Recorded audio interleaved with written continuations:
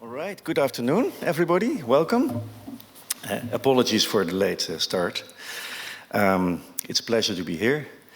It's good to see you. It's a pity that some people got stuck on the way to here. And I'm also very glad that somebody at least is also online with us, who is waiting for us. Dr. Nikese, welcome as well. And everybody else who is online. My name is Tobias Rinke de Wit. We are chairing this and hosting this symposium on behalf of the Joep Lange Institute by AIGHD. And the title of this symposium is indeed Towards a Just Future in Global Health. And you could imagine maybe that a just future is a bit a grim perspective, given certain developments, but still I think justice in health is one of the most important engines to keep us going. So, I think, let's see whether this works. Okay, this looks recognizable. All right, with the University of Amsterdam, one of our supporting universities, of course, we have a very clear and nice statement on the web and on our headings that we carry a crucial responsibility, accelerating sustainable change in society, and that we want to be at the forefront as an institution with regard to sustainability. And also, when PhD students finally defend their thesis, then at the end there is this last famous sentence that is used, where you basically acknowledge your responsibility as an early scientist, not only towards science, but also towards society. And that's what this special 10-year event, 10 years of remembering Joep, and also 15 years of celebrating AIGHD is about. Responsibility as a scientist in society. And allow me to give just one or two slides on what made Joep feel an injustice that should be really addressed. Of course, the injustice of AIDS treatment in the year 2000, when AIDS treatment was available in Europe and it was not available in Africa. It was available in the United States, it was not available in Africa. Well, at that moment, the ARVs, the antiretroviral medicines, were becoming much more affordable. There were less pills, there were less side effects, and we could really prevent, this is a picture I made in Bindura in Zimbabwe, where on every corner of the village there was a graveyard. But in those days, statements like this were quite normal. I don't have to read it aloud for you, but it is obvious that even the boss of USAID had a different view on the rollout of antiretrovirals of AIDS medicines in Africa than Joep had. And this statement is, of course, well known of Joep. And this means that Joep gave the example here of a scientist who takes also responsibility towards a just society. And that's what we're talking about here. What happened then after this treatment program, Joep started the Heineken program. I was his first employee on this program.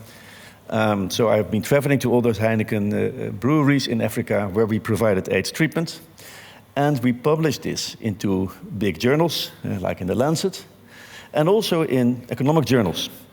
So as a scientist, you should consider not only talking in the scientific literature, but also in the non-scientific literature about the findings that you have.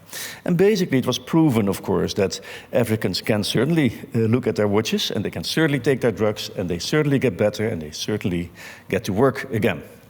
So that was a very successful program. And of course, it was very limited, because it was only in this case, a brewery, the workers of the brewery, the spouses, and the children.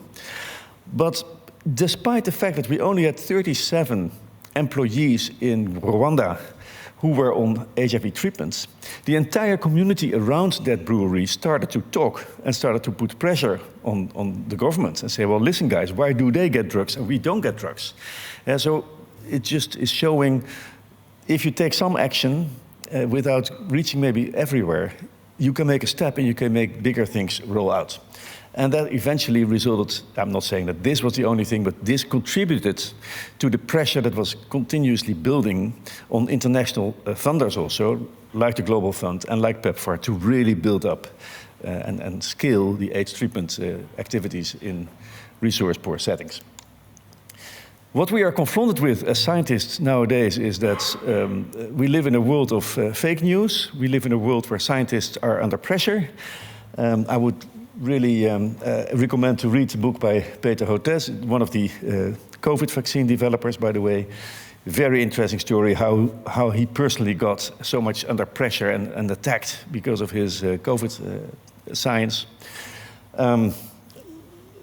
The right top slide is maybe very actual because it gives the relation between voting for Trump and the percentage of vaccinated people for COVID in Africa and the numbers of deaths in the United States per 100,000 citizens.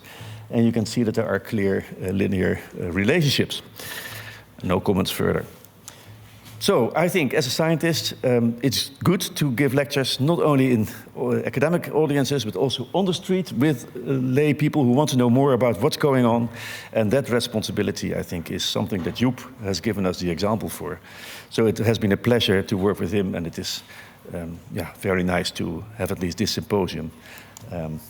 And with those words, I would like to introduce Roel, the other person with whom I've worked for long, long years in the 1990s, with a lot of pleasure. Roel, please, the floor is yours.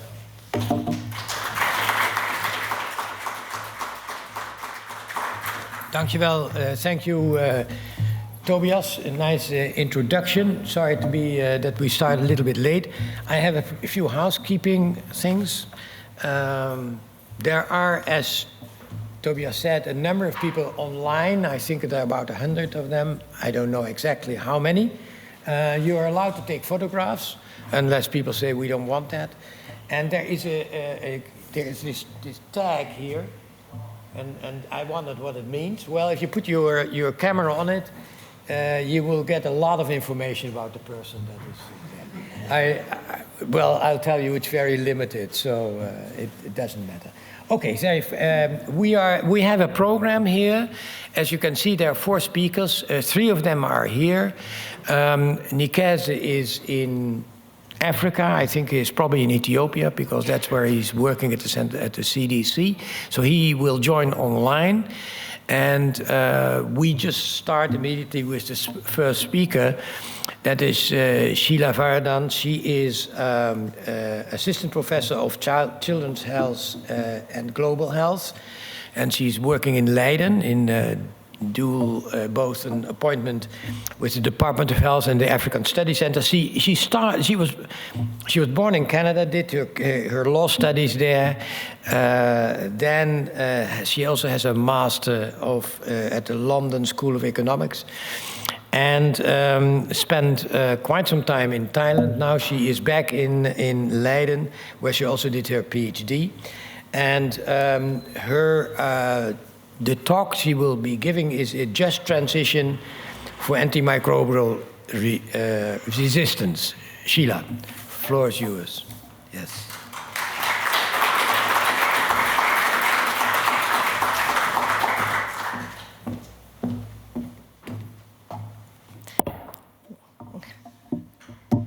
Thank you.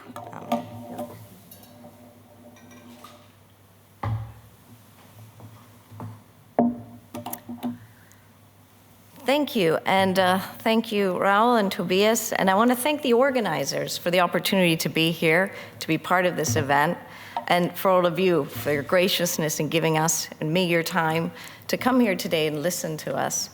Now, just reading about Professor Lange, he was an immense inspiration, not only for the HIV community, but for all of us.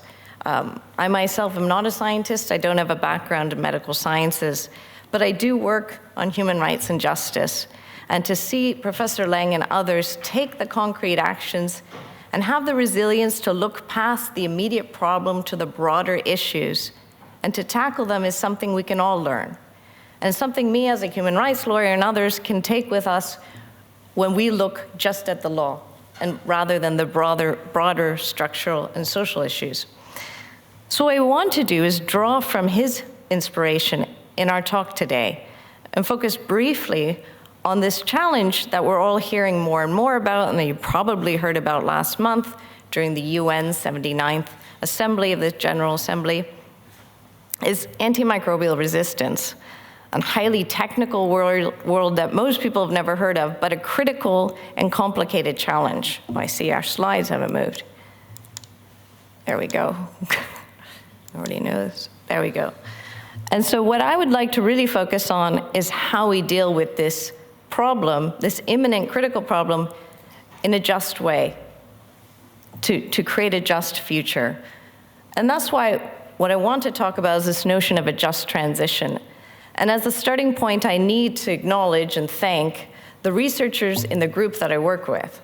Now, the Just Transition for Antimicrobial Resistance is actually a project funded by the British Academy. It started about 1.5 years ago and is part of a new initiative they have on collaborative research. And really, what it does is bring together a wide range of different researchers, in this particular instance, social science and humanities researchers, to think about complex problems in an entirely different way. Now, when we talk about cross-sectoral and interdisciplinarity, we often think about our own particular pathways and sharing it with others. But here, in the work that we're doing, we're creating interdisciplinarity, a new space, a different way of thinking of a problem, and in this case, as antimicrobial resistance. In the talk today, what I want to do is bring out the findings from our project and think about antimicrobial resistance beyond the framework of clinicians and global health and public health, and to really ask you, what makes this problem uniquely different? And what do we need to start thinking about if we want to start planning for a future, a just future in global health that involves antimicrobial resistance? And finally, what are the kind of principles, practices, and processes we need to take into account in making and building and going towards that future? So as a starting point, I really want to ask you, as the specialists and the global health researchers and practitioners, what makes antimicrobial resistance a uniquely complex and different kind of global health challenge? As a starting point, it wasn't in any way a surprise. That microbes would become resistant was known from the very onset. In fact, it was seen as inevitable and unavoidable. And we had a stark warning, a very clear, and as you can see, descriptive one, of what would happen, what would inevitably happen if we continue to use antimicrobials. And there's almost a paradox, and the more we use antimicrobials, the more we create antimicrobial resistance. So we are, in ourselves, creating the problem we seek to contain. But in that sense, it shouldn't have been in any way a surprise or somehow something that was not anticipated. Yet today we are staring down the barrel of a critical issue, a critical challenge that we don't seem to have any coherent or planned out policy to address. Today we don't even know how many deaths there are in the totality of different forms of antimicrobial resistance. What we do know, and from a study issued in 2021, 4.95 million deaths were associated with antimicrobial resistance. That's bacteria antimicrobial resistance just in 2019. And of that number, close to a quarter were in the sub-Saharan African continent. And within that, 1 in 5 are children. We also know that the prospect of anti-malarial resistance could undo decades of progress in malaria. We know the complexity and cost of multi-drug resistant TB. We know all these things. We see that this is an enormous challenge. But this challenge goes beyond simple human health. The prospect of antimicrobial resistance is predicted to have close to trillions of dollars in costs for additional health costs for the economy, but also a decline in livestock production and food production. So we're not just talking about human health, we're talking about food security and biosecurity. So we know this. This is a complex and difficult problem. So the question is, why have we not planned for it? If we knew this was coming, in fact, we received a warning, a stark warning, 80 years ago, why did we not manage this and plan this better? Now, if you look at our global response to antimicrobial resistance, remarkably, it is somewhat slow and fragmented. Though we've known and seen this coming, it was only in the early 90s that we started seeing a movement of the WHO to convene working groups. And even then, our global response to antimicrobial resistance has only really taken off in 2015, and that was when we saw a global action plan created by the World Health Organization. That was the first real global policy basis to address antimicrobial resistance. And this was then followed up with two very important events. One was a movement towards recognizing antimicrobial resistance would have to be addressed in a holistic way. And we created what was called at the time a tripartite. We brought together the WHO, but also the World Organization for Animal Health and Food Organization, Food and Agricultural Organization. And ultimately, what we've seen last month and in 2016 was the first instance of the world community coming together, the UN General Assembly, and convening a high-level political meeting on antimicrobial resistance. So why am I saying all this, and what's the point of it? Most of you know all these things and heard of it. The reason why I'm bringing this up is this enough? If you break down what's really happening at the global level, you see what we've really done is largely look at antimicrobial resistance from a very traditional global health approach. We focused on the human health dimensions.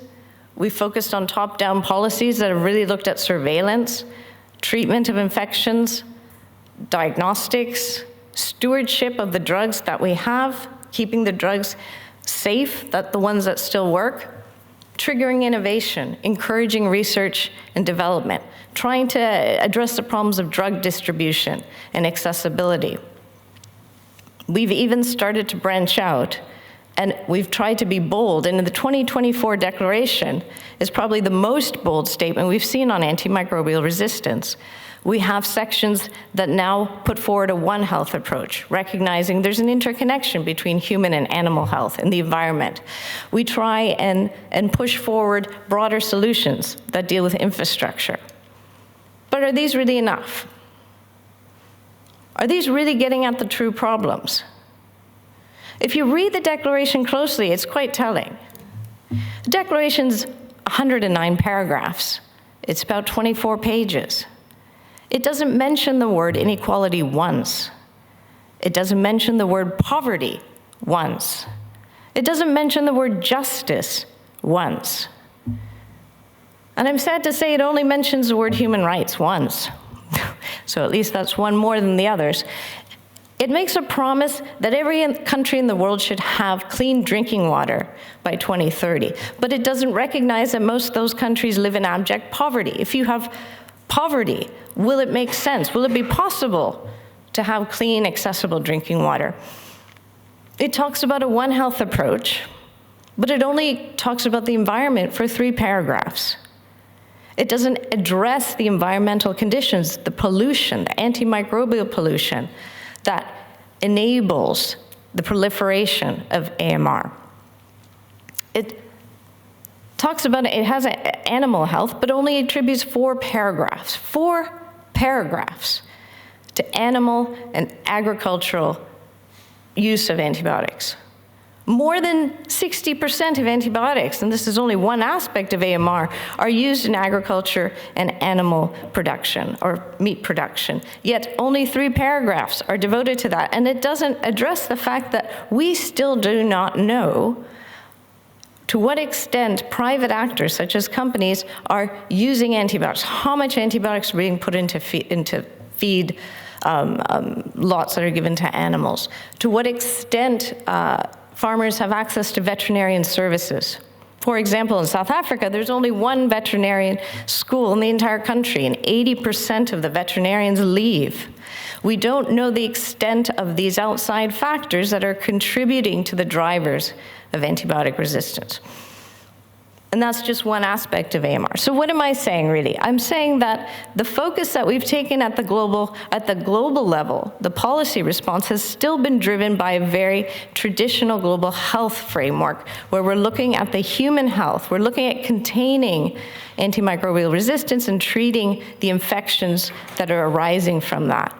We're not really getting underneath the issues that are enabling or proliferating an environment that allows for resistance to happen. And why is that? Well, largely, I think it's because we're still struggling to understand our relationship with the microbial world, our relationship with antimicrobials. So when we discovered antimicrobials, they were seen a lot, in many ways, as a medicine, and they were used as such, and that's still the case. And so all the various different policy documents that focus on surveillance, treatment, and so forth, they're necessary. But there's so many other uses and interconnections we have with this huge world of antimicrobials that we have not really unpacked or truly understand. Now, I point to a very, very good study by one of our colleagues in the British Academy project, Claire Chandler, and her colleagues at LSHTM. And this study actually includes a number of different colleagues on this project. And the main basis was to really unpack how antimicrobials, and they used antibiotics specifically as their case study. So this only focuses on antibiotics, and that should be a caveat, the sense that the other aspects of antimicrobial resistance are wide-ranging and far more diverse. But in the focus of focusing on antibiotics, what they were able to find is that this use, our interrelationship with the microbial world, extends far more beyond the treatment of an infectious disease with antibiotics. And this idea, and they broke it down into 3 categories, this idea that there's a knowledge deficit, if there's more awareness, if we simply tell people what antimicrobial resistance is, if we simply tell people it's important to not misuse or overuse antibiotics, that will be enough. They debunk that because they show us the decisions on whether or not to use antibiotics, whether or not to prescribe them, are based on so many other factors in the knowledge of AMR themselves. And more often than not, and there have been studies now done that show that there is sufficient knowledge of AMR, sophisticated knowledge of antibiotic resistance, but despite that, people will continue to use it. The question is why? And if you look at the practices and the structures and the systems that inscribe the use of antibiotics in our everyday lives, and that describe the relationship we have with the microbial world, you'll see more often than not it has nothing to do with illness. More often than not it has to do with the fact that we just have very constrained options. And to put this in more stark terms, I'll give you some examples of pictures. More often than not, a person won't have the opportunity to go to a doctor, or they can't afford to take a day off from work because they don't have sick leave, or they don't have parental leave for a sick child. So they will be making a decision, a knowledge-based decision, to use antibiotics inappropriately because they simply do not have another option to deal with whatever precarity or lack of social services or other structural, economic, and social problems they have. So in one study done by Chandler and AIGHD, in this own study, it looked at sex trade workers who didn't have an option, or clients of sex trade workers who didn't have an option to be able to get tested for STDs, and they would often use prophylactic antibiotics as a way to uncover or protect themselves for a lack of other social services. A more obvious example is this idea of using antibiotics and structuring a lack of infrastructure or poverty around the availability of antibiotics. All of a sudden, informal settlements, the lack of sanitation systems becomes viable because you have quick access to antibiotics. Animal production, farmers who don't have resources or space to be able to farm, or even options to be able to feed their animals or keep them healthy because of a lack of veterinarian services, will look to antibiotics as a choice to manage the lack of those other social structures. These aren't necessarily choices that could be changed by knowledge of what antimicrobial resistance is. These are choices that could be changed by acknowledging the injustice and the inequalities and the lack of other social rights that lead people to make these decisions. Now I point to the top corner, which is not a hotel, as you might think, but a pig farm in China, and this kind of high-intensity farming, which continues to propagate, in part because there's no accountability over those non-state actors, those companies that are able to build up these systems and cooperations, but also in part because of the systems that we have, the pressure points, the policies that we push forward on needing to have more protein, on needing to have the availability of certain kinds of food.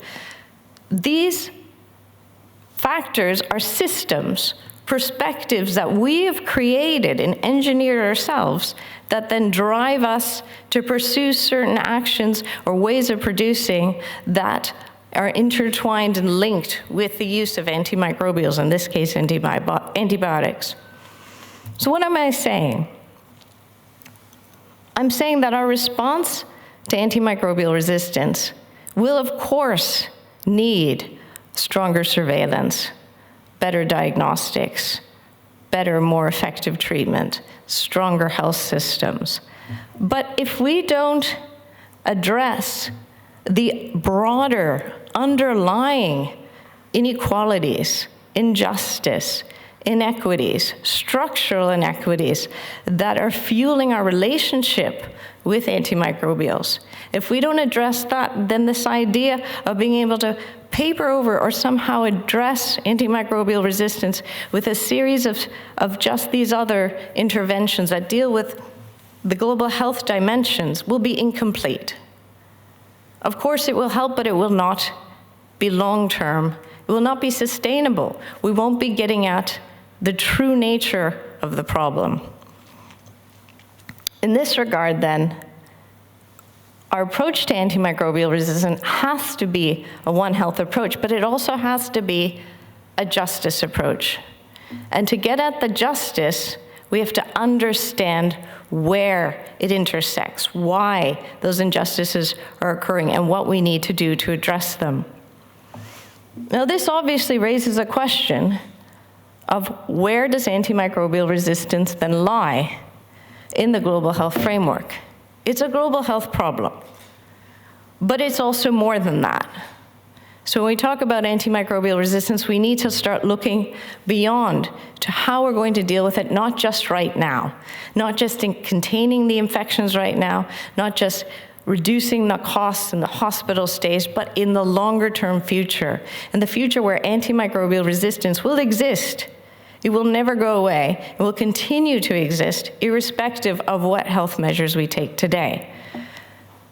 Now, in this regard, and as part of this Just Transitions Working Group, we look to other long-term planetary crises, and we ask ourselves, can we learn from these other planetary existential crises? Can we learn from these other challenges and how we're dealing with this problem of antimicrobial resistance? And the obvious counterexample is climate change. Now, when climate change first came around in the 60s and 70s, it was largely seen as a labor issue, an industrial issue. Well, we'll close down the coal plants and we'll start producing energy in another way. And at this time, we had labor activists, Tony Mazzocchi and his other friend Leslie Anderson, and they were part of the US labor force, and they were actually union leaders for the oil and coal workers. And they were saying, well, this isn't fair. We've been risking our lives in the coal mines and doing all sorts of hazardous jobs. You can't just shut us down. We should have a say in this. What's going to happen? And this idea that their view was important, that they should have more than just social welfare, it triggered this notion of, well, we're going to need to make a change. We're going to have to close down most fossil fuels or make a change towards an entirely different way of viewing energy and our use of energy. And this prompted what they called a transition, but not just any transition, a just one. So what came about in climate change was an understanding we all are going to need to change, and it's going to be radical. but whether that's just or not is up to us. And then this movement of just transitions became something more, and it became a notion of addressing inequity through change. So if we have to take a broad sweeping societal decision to change how we do things, to change our relationship with antimicrobials, to change our relationship in health systems, how are we going to do this in a way that accounts for those who are least advantaged? And this has become as much of a political dimension as it was a labor movement. It's evolved in the climate change space and is now integrated in the climate change framework. Now, why am I pushing this in the context of antimicrobial resistance? Because in antimicrobial resistance, we're going to need to make changes across systems. It's not simply in hospitals that have to deal with infections. It's farmers, it's agricultural workers using pesticides, it's pharmacists. And in this regard, and from a legal perspective, the Just Transitions gives us a framework, a toolkit to start reconceptualizing these global health questions through the framework of justice and equity. And not just any kind of justice and equity, but a justice and equity that's fair, that's inclusive, that's sustainable, and that takes into account the historic inequities. Now, what does this mean for antimicrobial resistance exactly? Well, as a starting point, it's important to think about how we view antimicrobial resistance right now. And for the most part, if you look at the narrative and the policies around AMR, it's been very crisis-focused and immediate. We have to act now, we have to do something now, and we have to avert this problem with a solution. And this tendency to focus on solutions, this tendency to take a crisis approach, negates the fact that antimicrobial resistance is actually a long-term problem. It's not going to be solved. There is no solution out there.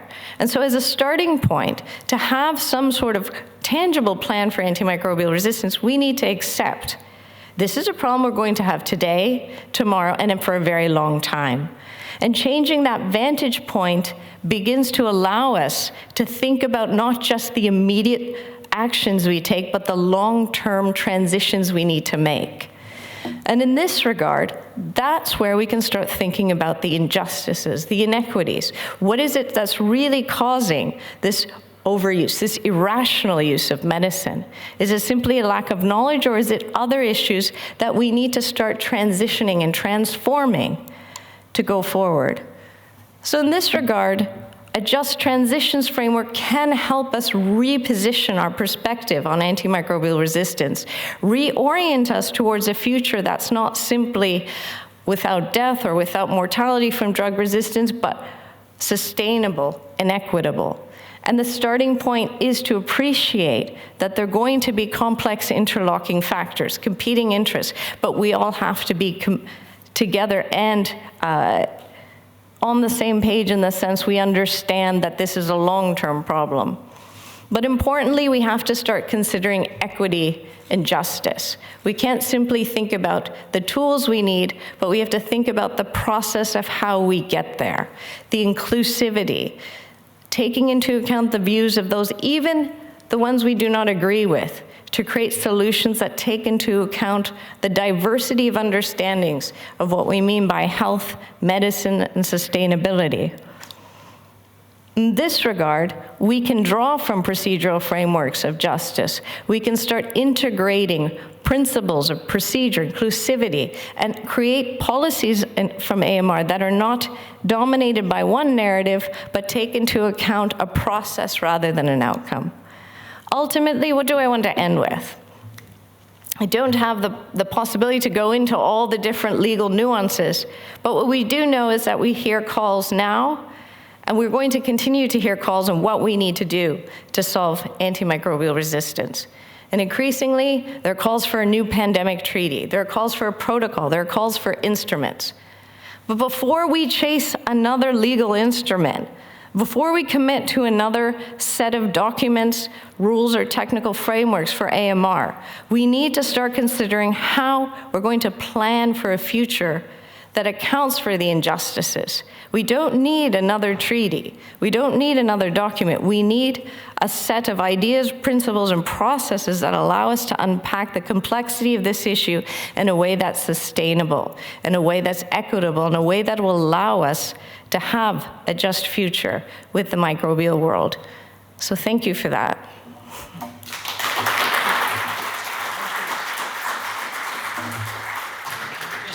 Because, is it working? Yeah. Yeah, because there may be questions. Thank you very much. Nice and interesting questions from the audience. Maybe I can start because one of the issues, of course, in antimicrobial resistance is the freely availability of antibiotics in a lot of countries, and the fact that you can get it without prescriptions. Is that, I mean, it's easy for people, but it's also a big problem. So what do you think about that? Should we basically say you cannot get antibiotics without a prescription, even in the most difficult countries? Should I answer? The question is to you. I'm not going to answer it. It's actually a very good example of this dichotomy that we're talking about. The WHO had a meeting, I think, in late 2023 about this idea of how do you go about banning OTCs, over-the-counter antibiotics, and what sort of campaign you would need. And it's very telling because it's precisely at the nub of these issues. On the one hand, you have over-the-counter antibiotics because people don't have access to the health system. And they have to pay. Yeah, exactly. They have to pay for prescription. Yes, and if you don't get, an under 5 to a hospital, not having those antibiotics, it really could mean the difference between life and death. But at the same time, having unrestricted access also creates this overuse, misuse dimension. So the question is, how do you address that? And the problem with the framework that WHO and other top-down policies are creating is that they are looking at it very much from a stewardship perspective. Okay, these are the drugs we want to keep. These are the ones we can allow to use. This is how much they should be used. But they haven't gone down to the communities who are actually using them. Why are they using them? What are they thinking? Why are they making those decisions? What is the reasoning?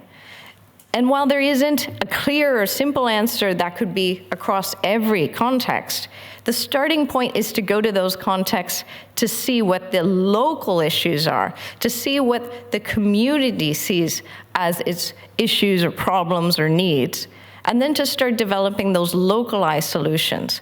But at a broader level, chances are over-the-counter antibiotics, as one of the slides showed when it had that quick fix practices, they're also papering over other structural issues. A lack of adequate sanitation, water facilities, a lack of urbanization or other planning facilities, a lack of social systems. So how do you address that? And a global health response that focuses just on restricting or not restricting or even qualitative research on the reasoning under it will not address the broader inequalities and lack of human rights obligations on the states to support those social rights. Okay, so this is where you have to have an integrated. And I have a question. Do you think it should that we should do something about it? Because you tell we should talk with the communities, etc., etc. But what should we do here? So what I take for and I'll refer you to the WHO campaign brochure is one thing. Yes, we should do something about it, but to do something about it means to go to multiple levels, to go to the governments and say, you need to start implementing, enforcing your social rights obligations. You need to have the right to housing, the right to water, the right to adequate standard of living.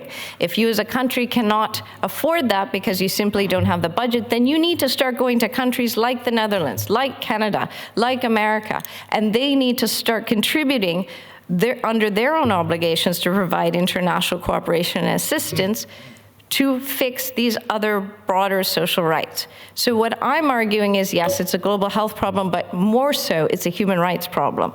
And until we start enforcing those other frameworks of laws and human rights obligations, these issues at the lower level will not be addressed either. Okay. Yes. Constance, yes, you have a question. You can take this one. Thank you. Thank you very much. A very nice presentation. I'm also in this One Health community talking a lot to research in the veterinary health domain about antimicrobial resistance. And at some point we said, well, yeah, why don't we piggyback on the climate change and biodiversity conversation? Because, you know, you showed the figure of the 6 million pigs in a high-rise building. And in the Netherlands, we also know what it means, intensive farming. There are some collective action that could be taken that would benefit multiple societal issues. Do you think that could work, or is that a very stupid thing to do because people get confused? That's a really good question and an interesting point that we have been discussing. From the biodiversity front, it's long overdue.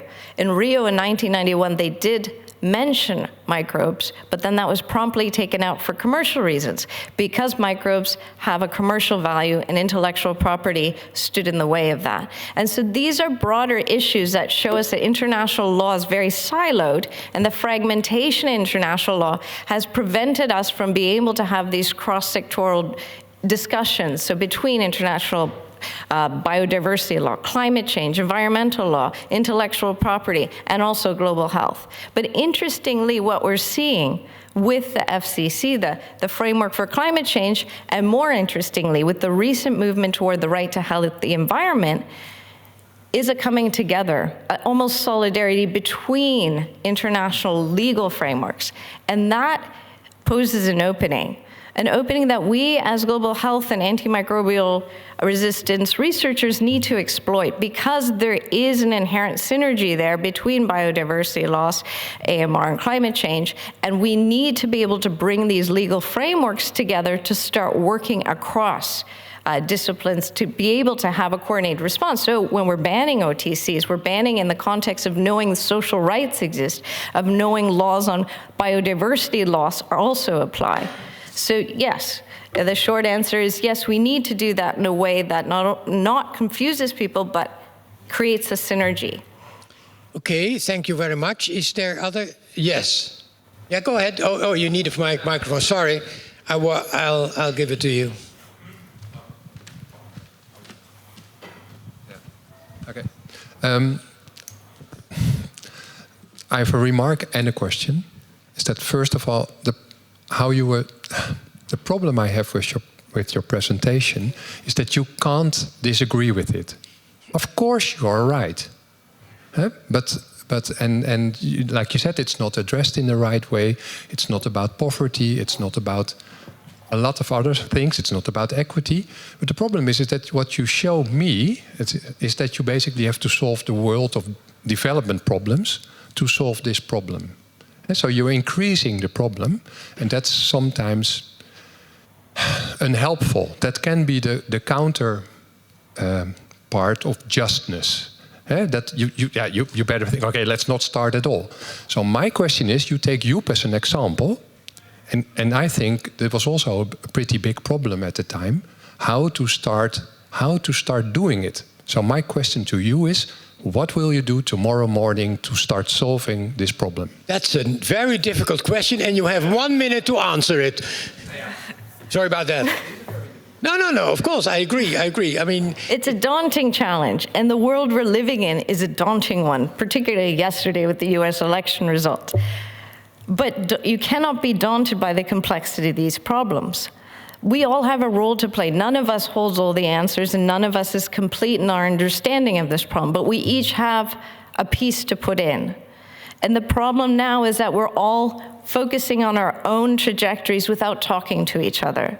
So what will I do tomorrow as a human rights and international lawyer? I will work towards getting cross-sectoral dialogue between sustainable development law, climate change, human rights, and biodiversity law. That's my role. But you as a practitioner will continue to do your work on the ground, ensuring people have access to medicines, they have effective diagnostics, they have the treatment and knowledge they know to be able to safeguard their health. But the difference that I'm saying, and what we want to bring out in this this presentation is not that there's one person who has an answer, but we're all soldiers with the same message.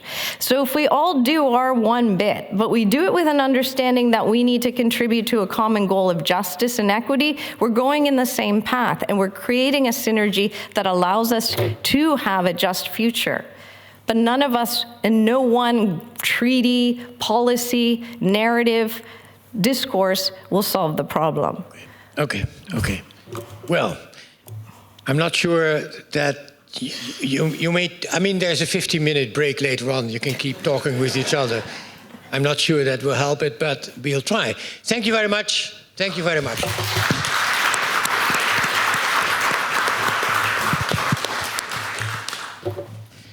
So we go to the next speaker.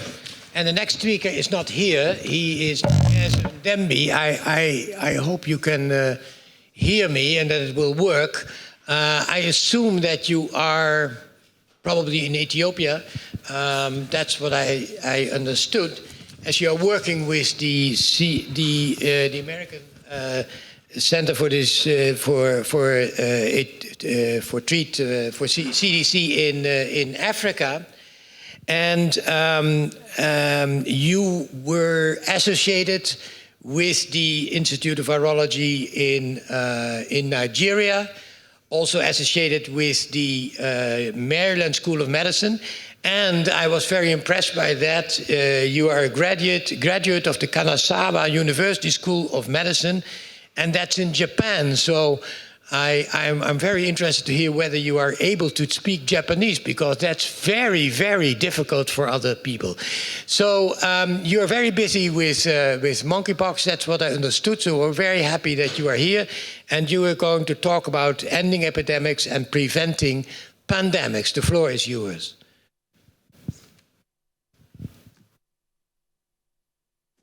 Hello, can you hear me? Yes, very good. No, excellent. The previous speaker really set really the stage, but I want to add one single thing. We need to be mindful of the context. What might be applicable in Amsterdam might not, or New York, might not be applicable in rural really countries or rural areas in Africa. I think Tobias probably can concur with me there. I think help-seeking behaviors in Africa, I think more than 60% will go to the clinic when they have actually, most of them have sick behavior around, taking drugs, anti-malarial or antimicrobial before they actually see the medical doctor. And that's a huge problem around universal health coverage. But again, I think we can continue that conversation. Enforcement, I think, I'm not sure how that can happen in a rural area where people don't have access. They only have a small shop there in the corner with antibiotics. I think we need to think about it. But again, that was not the purpose of my presentation. I'm starting with 8 really in honor of Joep, I think, which I had the chance also through Professor Tobias to work with. I think the major point here, I think, is a major contributor in really public health on the continent. We have benefited from the science knowledge from Joep. So next slide, please.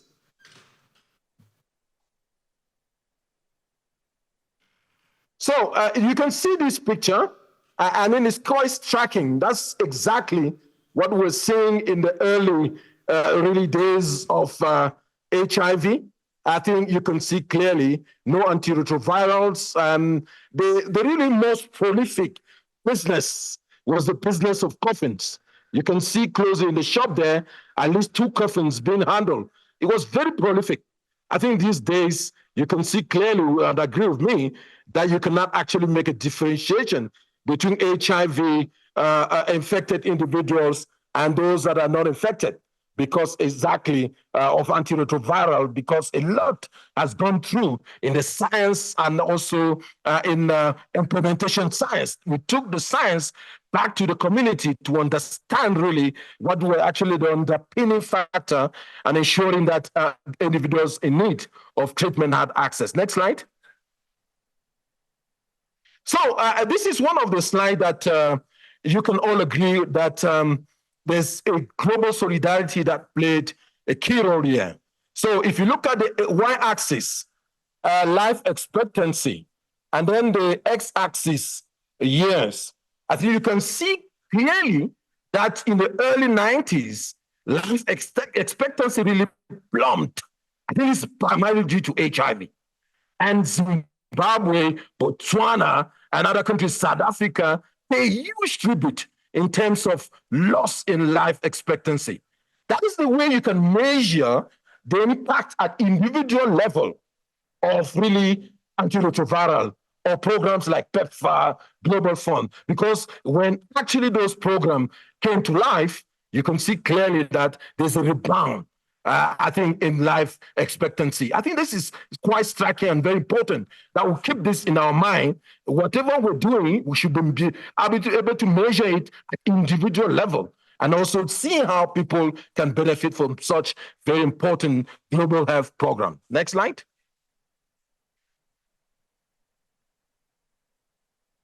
Next slide, please. So one of the first hero there, I'm not going to spend much time there, is Kofi Annan. You all know that's the one or the man who made the first financial contribution to the Global Fund.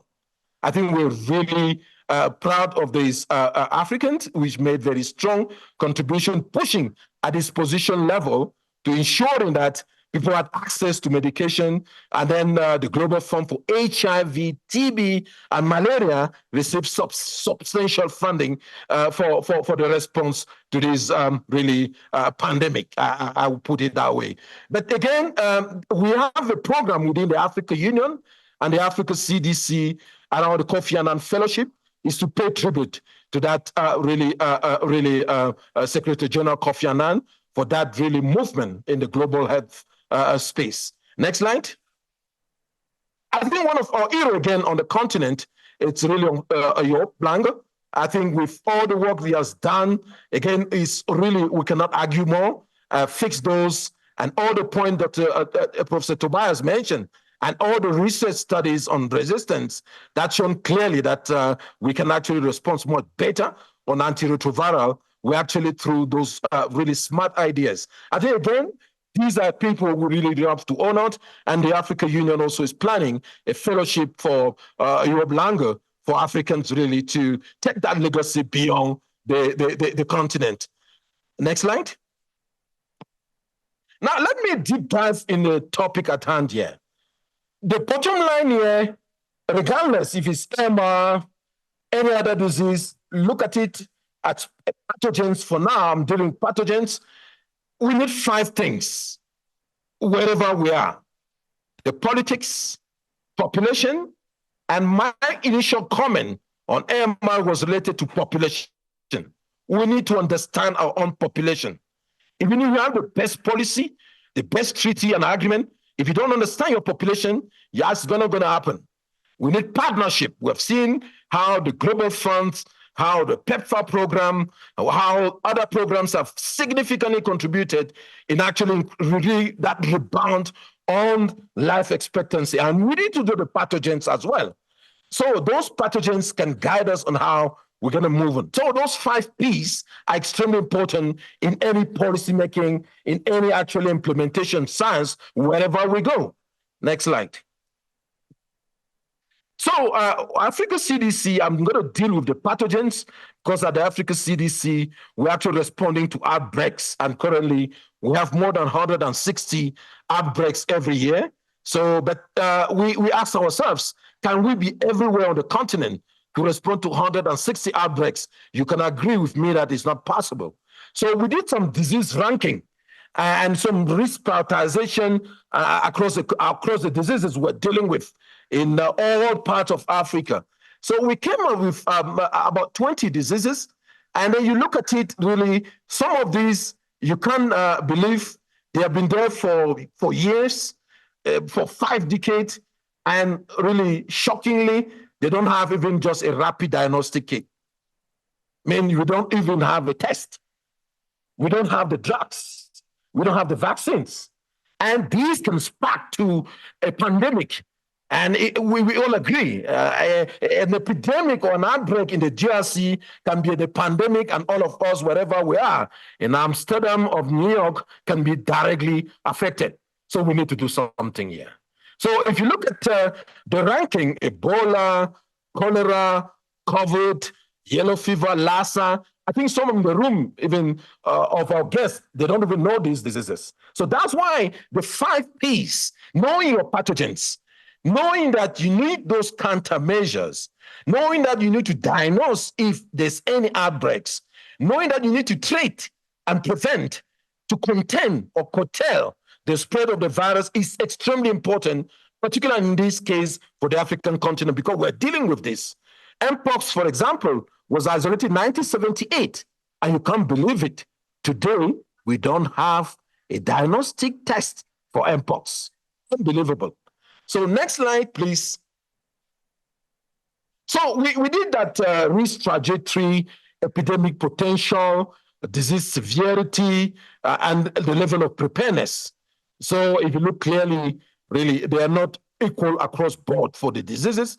For some of those, there's the severity of the disease is there. For some, the epidemiological significance is there, and the potential to spark is also there. The level of preparedness is very low for most of these diseases. And you will agree with me that at some point, for Ebola, Marburg, and most likely also monkeypox, we could have probably have some stockpiling of vaccines somewhere across the continent to respond immediately to some of those diseases. In terms of preparedness, what I want to bring again here, which was mentioned by the earlier speaker, the fragmentation. Really, here is a fragmentation of information. We need to be sure, and then remember this, the outbreaks start at the community and usually end there again at community level. And that community is somewhere very far from the urban city, very far in the forest. So what do we do in terms of bridging that information gap? So I'm going to give you an example, Marburg. Marburg was sparked in Rwanda by an individual visiting a really cave of bats. So nobody tell you that there's among those bats, if you're not educated, that they can actually spread some zoonotic disease like Marburg. So one single individual can be, which was really the case for this outbreak, can actually spread the virus to a country, which might end up in the rest of the world. So it's in a rural area. Again, I want to point that it's not somewhere in the city. So next slide. So I'm putting that a little bit in a different figure with different visualization. So you can look at really the diameter showing the level of preparedness and also the severity. So obviously, one will agree that Ebola, cholera, of course, COVID, measles will have given highest priority in those ones, followed by yellow fever and other. But again, you are seeing this resurgence of some of those like measles, yellow fever, and cholera. And then shockingly again, cholera, more than 18 member states in Africa experienced an outbreak of cholera. And then surprisingly, there was a shortage of vaccines globally. I think again, that's really a failure from the global solidarity to be able to really maintain some of the stockpiling for outbreaks globally. Next slide. So I'm moving a little bit now from that really global perspective on the risk, of the risk ranking. There's a risk. We all agree there's a risk. And that risk might the patient zero might be in the bush somewhere where we don't even have access to, no access to medication, no access to care, and where actually things are happening. So I'm looking at dengue, where on the continent, I think you can see climate change was also raised by the previous speaker, the excellent presentation. You can see over time the spread of dengue across Africa, at least in this case for East Africa and the West Africa region. Exponentially, the spread of dengue. I think this is again a call that, again, the same story, yeah? No reliable diagnostics, no vaccines, no treatment, at least for the African population. So again, a lot of work to do here, and we'll talk about how to prevent. But I can start saying to prevent, we need to manufacture really some of those countermeasures. It's extremely important. We know already from the epidemiology that we're getting from the Africa CDC, what is the epidemiological significance, what is the severity, what is our level of preparedness. I think encouraging that the local production of some of those test kit or diagnostics, therapeutics, and vaccines. Currently, only 1% of all vaccines administered on the continent produced in Africa. 99% are imported. And we say this is not good for really health security for a lovely continent of 1.4 billion people. We need some political move. That's the first P, politics. We need really advocacy at political level to be sure that we really mobilize resources to be able to drive local manufacturing of those medical countermeasures. Next slide. So now let's deep a little bit dive, a little bit more deep dive here on what I've been saying. If you look at this map, it gives you the level of vulnerability.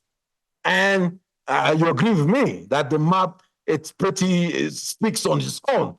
Again, the most vulnerable continent is Africa. And over the last 30 years, 30 new pathogens emerged, more than 75% from animal origins, and every year I mentioned 160 health emergencies, 90% are infectious disease outbreaks, 70% are zoonotic diseases. So the point here, which I want to emphasize, again, that was mentioned earlier, we need to start working really multi-sectoral collaborations. Because when we're seeing cholera, it ends with the ministers of health. But we have to talk about WASH, sanitation, which usually are not part of the Ministry of Health, core mandate. But we need to bring all those, environmental, agriculture. We're talking of zoonotic here. This is agriculture and animals, nothing to do with ministers of health, dealing with human health. So again here, that fragmentation on the role and responsibilities, we need to start really moving towards kind of a unified approach, which we call One Health. I think it's important that we start pushing for that agenda. But unfortunately, in the pandemic agreement, this has been pushed back, which we are failing to understand. Again, that's the context we're saying population. In New York, it might not be a problem in zoonotic transmission, but it's a huge problem in Africa. So we need to think about it on the 5 Ps when we stay probably in Geneva and take some of these good decisions and some of these recommendations and policies to involve those on the ground. Probably those at the community level. Next slide. So again, globally, if you look at the Global Health Security Index, and you can see also clearly here that Africa is really on the top tier, really bottom top tiers there. The ratios even for 0 to 20%. Some will say we are really below that. So Africa average score is between 29.1 out of the 100. The global average score is around 38.9 out of the 100. So in Africa, no country is well prepared. And I've said it. When I say Mpox, we're all using different assays, which are not even sometimes tailored, just based on cross-reactivity. Because that level of preparedness, in my next slide, I'm going to show you there's a lot of domains and really factors that falls into the level of preparedness. So I'm going to bring that immediately probably to shed more light. Next slide, please. So you can have the laboratory, for example, the surveillance system, the legislation, even to response to outbreaks. What is the framework? Studies around AMR, we talked about it already, and then surveillance, laboratory, risk communication and community engagement. You can see that the greener part are really tiny somewhere on the right there, and the red are more prominent. So showing that we are not really ready in most of those domains in terms of the joint external evaluation of the international regulation. So again, we have a lot to do, yeah. And again, we need that global solidarity, and also really, I keep saying that as well, that the continent also should be mobilized to respond, take their own responsibility. African solution also to African problem. Marburg might not be a problem in the Europe or the US, but it's a problem in Africa. So Africans should sit, think, mobilize resources, and respond. Next slide. So we on mpox, we published a paper in Nature Medicines in March, and that paper was really, I'm very happy. This is one of the papers, in addition to what we published with Prof. Tobias, that I'm very proud to read every time, because this is the paper that showed this, gave the signal that mpox might be a global health security. We published it in March.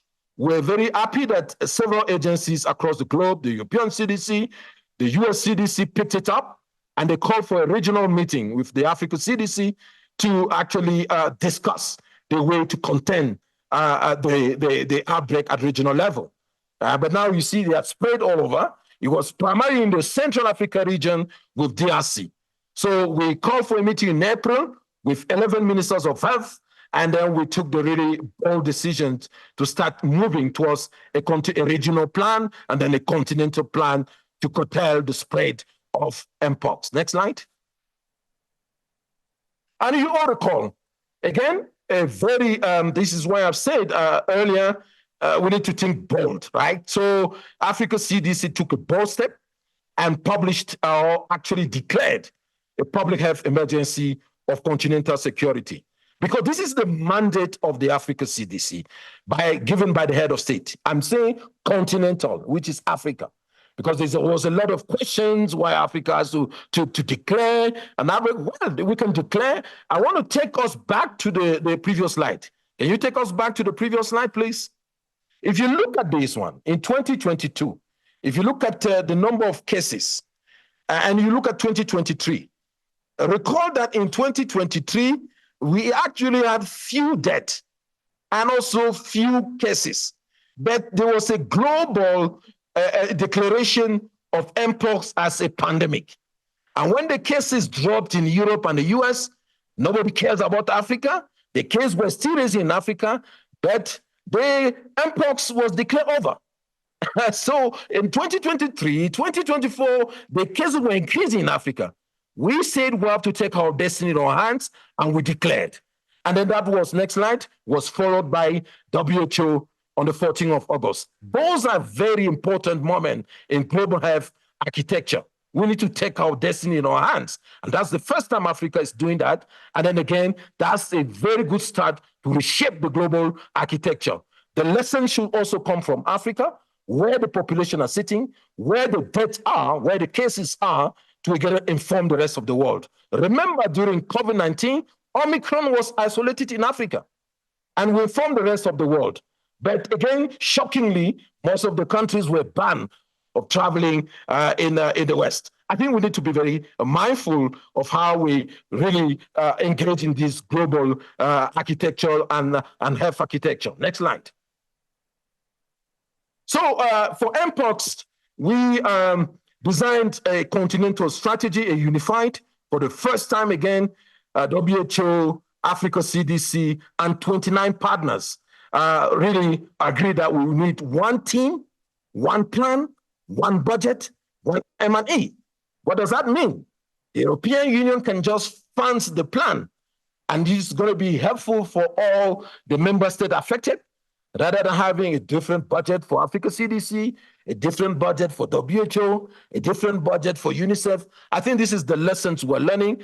And then subsequently, to really stop this epidemic and pandemic, we need to go for a unified approach. The good news is that we needed 600 million for this response, continental response. We got 1.2 billion US dollar. That's the value of working together. That's the value of a unified approach. This is now being used as a proof of concept for other diseases. Now it's mpox. Next time, if it's COVID, we don't wish that to happen. We're going to do the same thing and be sure that we work together to address this. Next slide. And the plan has 10 pillars: the coordination and leadership, risk communication and community engagement, surveillance, lab capacity, case management, vaccination, infection prevention and control, research and innovation, operation support and logistics. And the last one is continuity of essential services.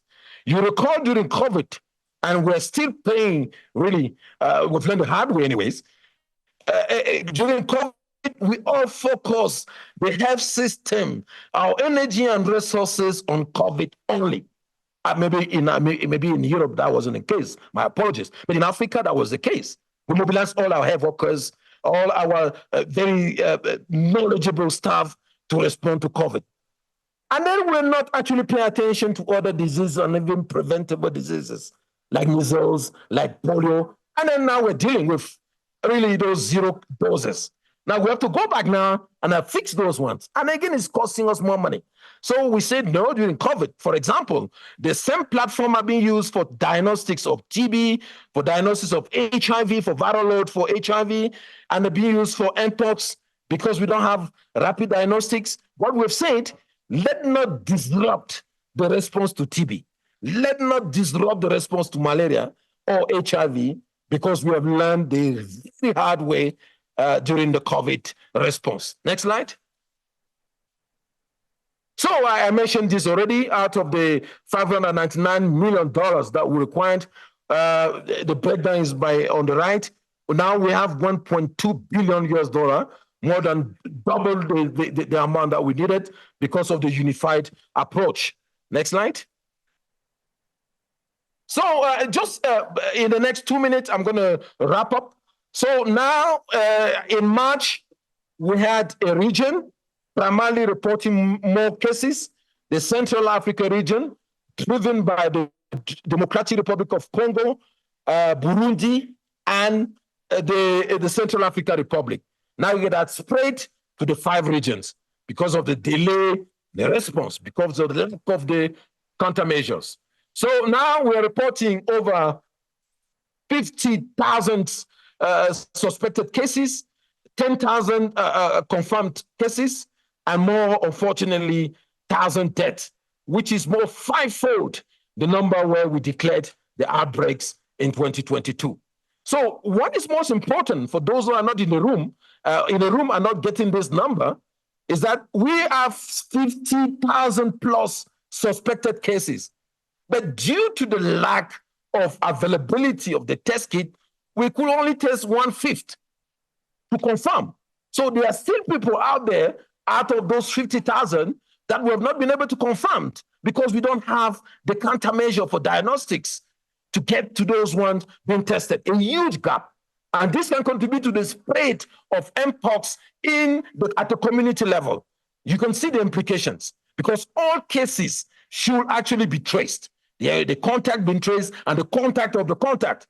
And now, if the case is not even confirmed, it means that he's walking around there as a free electron and spreading some really particles out there. So I think this is where you can see the impact of really impacting into local manufacturing. So, and then you can see more than 500 increase in confirmed cases in 2024 compared to the entire 2023. Next slide. So I'm going to go, we mentioned this already, we need to strengthen our surveillance system with community health workers. Also, again, be sure that the infection prevention and control are really part of the equation. I mentioned earlier, the 10 pillars. We need an integration of community-level surveillance, community-based surveillance. And then again, I mentioned already, on average, normally for a case, you need at least to monitor 20 contacts. On average, we're still at 3.3. So that is not good because all the new cases should be among the contact. If they are not among the contact, you're not breaking the chain of transmission. It means we still have an active human-to-human transmission. Next slide. So we talked about lab. I'm going to skip this just to say the most important message here is that in 2022, the mpox pandemic, gene expert, which is the point of care molecular diagnostic that we're using now, was designed based on clade 2. Because it's clade 2 that was responsible of the 2022 pandemic. But now, the pandemic here in Africa is different. It's a new virus within the mpox, the orthopox family. It's clade 1. But you cannot believe it. We're using the test kit, the point of care molecular that was designed for clade 2 to test for clade 1. We're lucky because there are some similarity, but it's not 100%. So this is again what I'm saying about this global inequity that we need to bridge moving forward. And what we're mentioning, universal health coverage, very good slogans, but we need to be sure that it's reflected. This is 1.5 billion people we're talking about. Next slide. For those understand again, I'm going to probably just 1 minute. There's that. This is DRC, where you have more than 90% of the cases of mpox. The system is built from the centralized model. The high throughput laboratory, which can test those that can test more than 500 samples in 4 shifts a day, are based in Kinshasa, which is the capital city. Unfortunately, few cases in Kinshasa. Now, in a huge country, larger like 5 times or 10 times Belgium, you move sample from the north to Kinshasa to be tested, which increases the turnaround time, which increases the risk of spillover. So you can understand the challenges on the logistics side and so on, which again, we are really trying to address. Those dots in the black, those are the lab Africa cities you are setting up in the midst of this outbreak to be sure that we build resilient health systems and we leave a legacy after mpox to be sure that for any outbreak, we should be able to leverage on the existing to increase testing and throughput. Next slide. So I think there's a level of investment in the laboratory. We're putting close to $3 million in less than 3 months to strengthen capacity in 3 African Union member states. Next slide. So now probably one of my last, vaccination. So we're doing ring vaccination. We're not doing mass campaign vaccination. And we plan to vaccinate 10 million children and adults, which is on average 14 million doses of mpox vaccines. But again, let me now acknowledge the contribution from the Global Solidarity Year. So it's different. In 2022, during the pandemic, 0 doses of the vaccines were made available for Africa despite the resources available to procure them. 0. So we responded to the mpox pandemic in 2022 based on all other measures except vaccination for Africa only. I think I want to give an assignment to all the remaining countries globally, 110, asked me whether there was any continent that didn't have access to mpox vaccine. Only Africa. I think this is again that global inequity we're talking about. So again, there's a change, there's a shift. Next slide. We've seen really global solidarity at play here. The European Union Commission made more than 1,000 doses available of mpox vaccines to Africa, which is good. We are all happy. We comment and we issued several communiques to really recognize that solidarity based on their stockpiling of mpox vaccines. The Bavarian Nordic, the manufacturer, also made really a donation.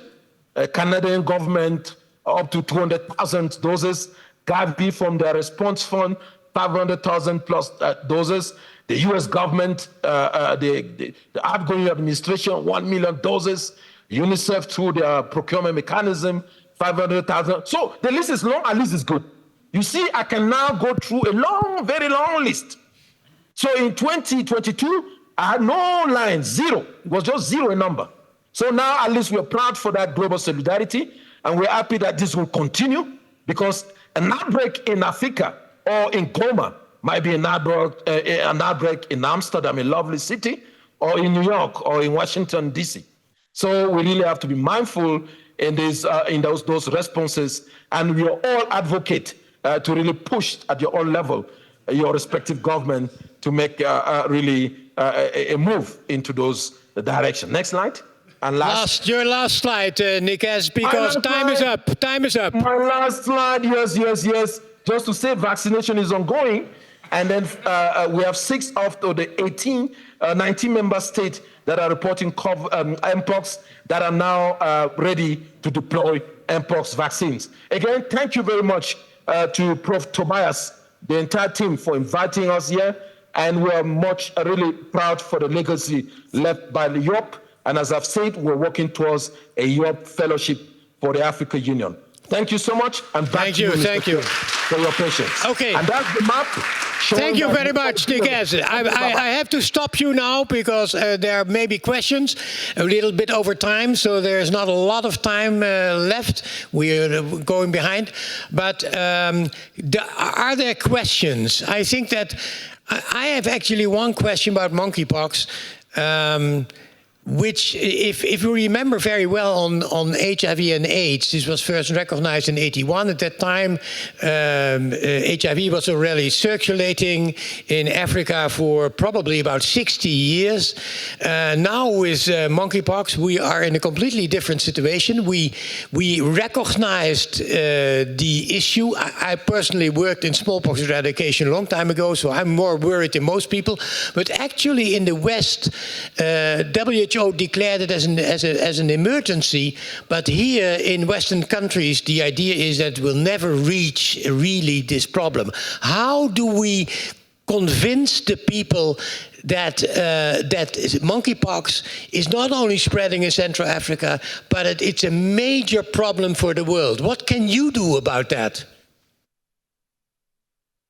Did you get my question, Nikes? Yes, I got your question. No, thanks so much. I think first, if you look at the list of dangerous pathogens, Mpox is among those ones. I think this is, again, for those who can read within the line, that's why you have a stockpiling of all those vaccines in the US and then in European countries, because it's dangerous pathogens. So we all are aware that's globally is a threat, a spread of monkeypox. We all know that. That's where these vaccines being donated is from stockpiles of countries that have kept them in case there's an emergence or an outbreak in those areas. Also, okay. Like the Netherlands, for example, who said that they didn't want to give the monkeypox, the pox vaccines because of in case they need it for themselves, actually for biological warfare. That's a completely... Yeah, absolutely. You got it. So the most important things here, Chair, is that a very short answer for you is that what we call neglected tropical diseases for years, we need to revisit that. Number one, we need to be sure that we dedicate resources for research, development, science, and innovation, because that's what's going to trigger all those downstreams on diagnostics, therapeutics, and other research on vaccines. I think we need to invest into that from the global north, from resource mobilization on the continent, to be sure that we invest more into those so-called neglected tropical diseases. I think that's my short answer. We're all aware already it's a danger. I think we just have to work very hard and to really provide resources for research, science, innovation. Over to you, Chair. Yeah, I think we're very happy that there is now an African CDC because that was missing a long time and it's extremely important. Constance, yeah, but where's the microphone? Oh, here. Sorry. Thank you very much, Nick. It's a very, very nice presentation. I was very impressed by the funding that you got in from all the different organizations. And you suggested that you sort of have a united pledging. Do you think you have a blueprint for this now with this activity with Mpox for future outbreaks in getting all these organizations engaged and actually contributing? A very good question. I think we definitely, this is a very good model. What I'm saying, the IMST, which is the Incident Management Support Team, we're based currently in the DRC, and all these partners are around the table. Those 28 I mentioned, and we discuss, we strategize on the response together. But now on the funding, recall that all these partners, they sometimes go to the same donors, the same funders. You see, Africa CDC goes to BMGF for the same proposal, WHO goes to BMGF for the same proposal, and then other partners. Now, all the partners, they were all in agreement that we need one single proposal. We don't want to fund multiple agencies. You guys have to figure out the best way to do that. I think that is very important. That is, again, the first time the donors actually pushing agencies to work together, and which is shown to be really efficient here. So we all mobilize resources together. We have the same tracker in terms of resource mobilization. I think this is historical, and I strongly believe that's the way to go. And again, it's part of some of those guidelines, policies that we have, the Lusaka agenda. And the Lusaka agenda is very clear.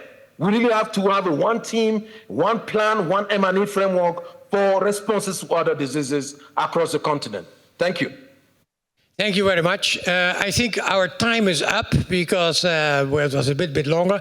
There is it correct that we have a 15 minutes break, Leah? Yes, so Leah has given me permission. You have a 15 minutes break and we start again in a little bit before 3. Okay, thank you. You can have a tea and coffee again upstairs. Okay.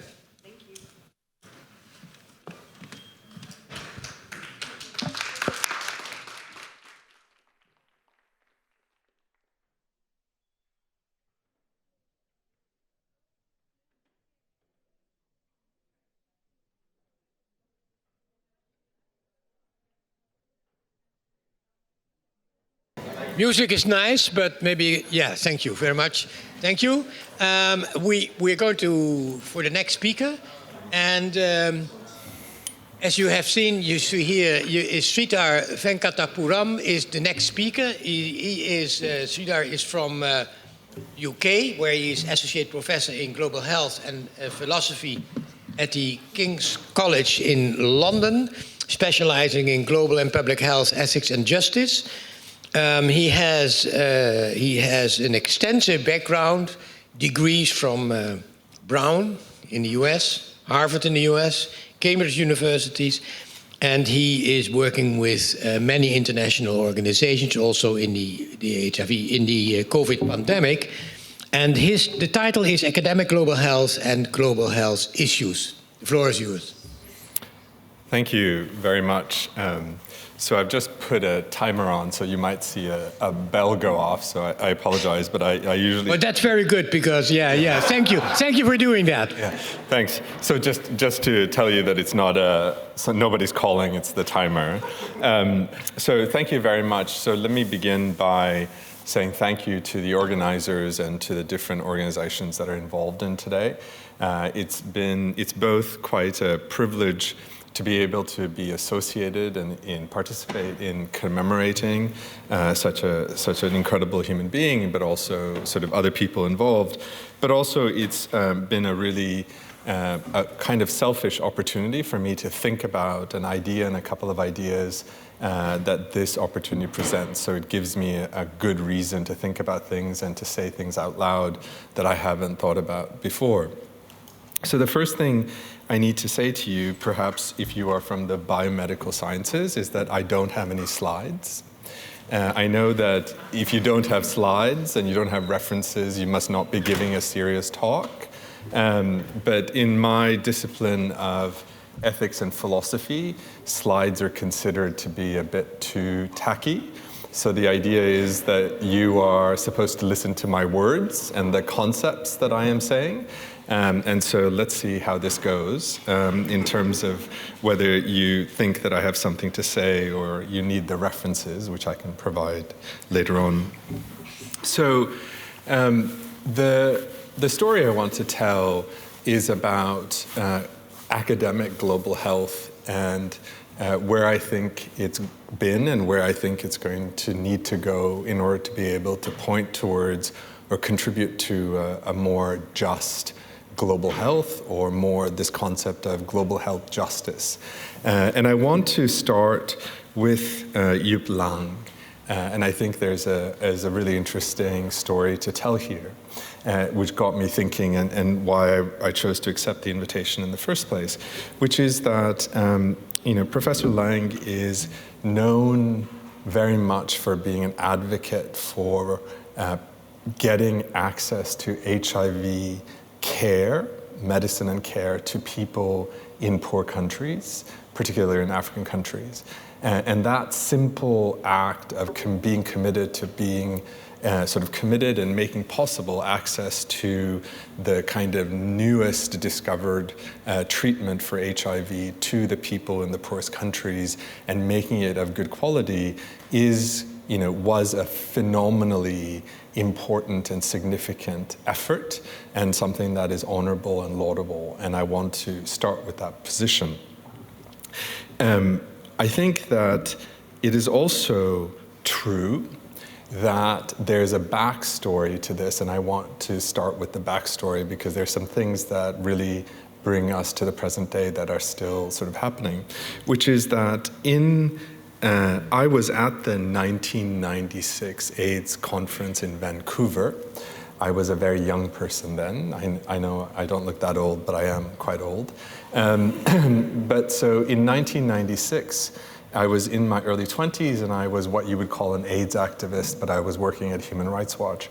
And at the 1996 AIDS conference, there used to be, and I don't know if there still is, there is something called the community forum, which is the non-scientific part where the community members and activists from around the world would spend a few days sort of teaching each other and training each other and working together, et cetera.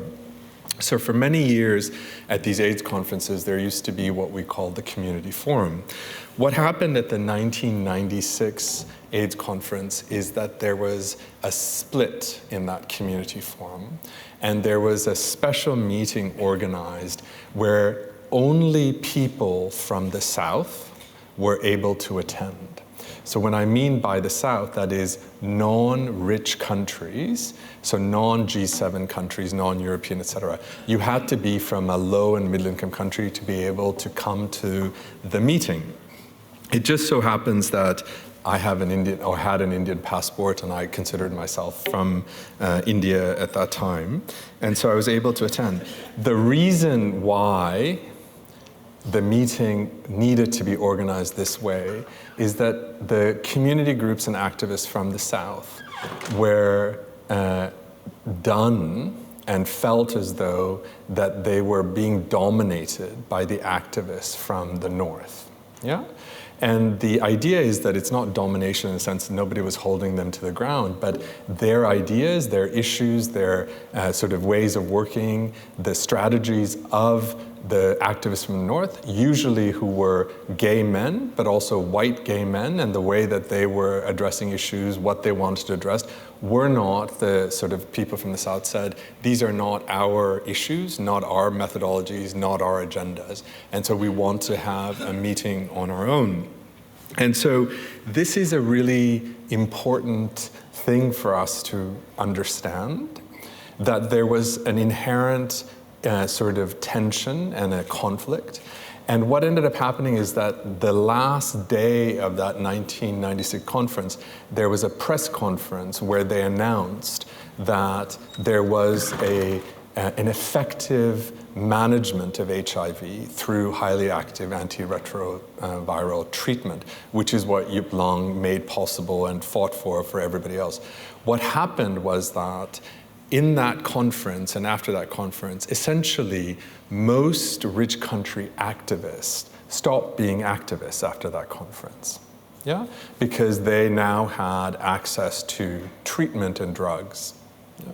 And so most now, the South country activists not only had all these issues that they wanted to address, but then they also were like, now we have to also fight for access to this medicine as well.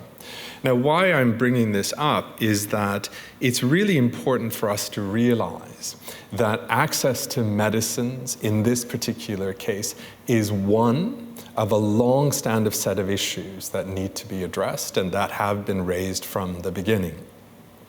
So why this comes to why I think it has to do with global health justice is that the story for me continues after that 1996 conference, is that I worked in India, and I was one of the first sort of people and organizations in India to work on HIV/AIDS in the late 1990s. And there was a dramatic shift in 1998 when the Bill and Melinda Gates Foundation set up their first project in the world, but also their first office outside of the US in India. And they committed $100 million to HIV, which was one of the first big things to HIV anywhere in the world, but for them. And that office was opened and directed by a man who was an ex-McKinsey consultant, right? So he was a director from McKinsey & Co., which I have all respect for management consultants. But the idea is that he was done with consulting businesses and wanted to contribute and wanted to lead the HIV/AIDS fight in India, and so he was directing a $100 million project in India. What also happened since then, and that point, is that HIV/AIDS work in India transformed away from community-based organizing and advocacy to a public health management problem. Yeah? And the reasoning in the way that HIV/AIDS programs were run dramatically shifted. And some of the shifts that happened were most people who worked in HIV programs after that kind of 1998, when $100 million was available, it started to become actually quite cool and lucrative to be part of the HIV/AIDS world, right? So people were interested, one, in their careers. How do I get into a HIV/AIDS work? What is the organization I can go? Where is it going to go? People were interested in making sure that their employer is happy, right? Because the employer needs to also not lose their funding, et cetera. And people were making sure that the government isn't going to get upset, because if the government gets upset, then the employer and they are going to lose their jobs. So this kind of reasoning apparently has a name to it, which is called careerism. And I didn't know this, right? I was like, oh my God, more recently somebody said, oh, that's what careerism is. Why this is important is because that moment in which funding went from little funding to HIV/AIDS community and activist groups suddenly turned into millions of dollars, right? Is that the Ford Foundation's minimum grant was $100,000 at that point. The Gates Foundation minimum grant is $1 million. They don't give you your time unless you talk about more than $1 million. But what's also happened in the world is that in 1990, what is considered to be global health funding was calculated by IHME, which I'll talk about in a second. In 1990, the amount of global health funding was $9 billion. By 2023, that amount has now moved to $64 billion. Yeah? So this is the amount of foreign assistance for health development has gone from 8 to 64 billion. And this is very interesting, right? Because we just had a presentation talking about there's no money, there's nothing, and then we suddenly got a commitment to 100 million, et cetera. So there is a huge amount of money in global health funding in 2023 and 2024. But what's also happening is that it's particular kind of programs and interventions, and what are the kinds of reasoning behind it. But what that also does is shows you how much money is also going into global health academia and what kind of work is also being done. So this organization that calculated that there was 9 billion in 1990 and there's now 86 billion in 2024 comes out of an organization called the Institute of Health Metrics at the University of Washington. The Institute of Health Metrics at University of Washington in itself has received close to $400 to $600 million from the Gates Foundation over the last few years and will do. Yeah? And the director of the IMHE has a salary that's larger than the president of the University of Washington and also the football coach. Some of you, if you know the universities in America, if you get paid more than the football coach, that means that you're doing really, really well. Yeah?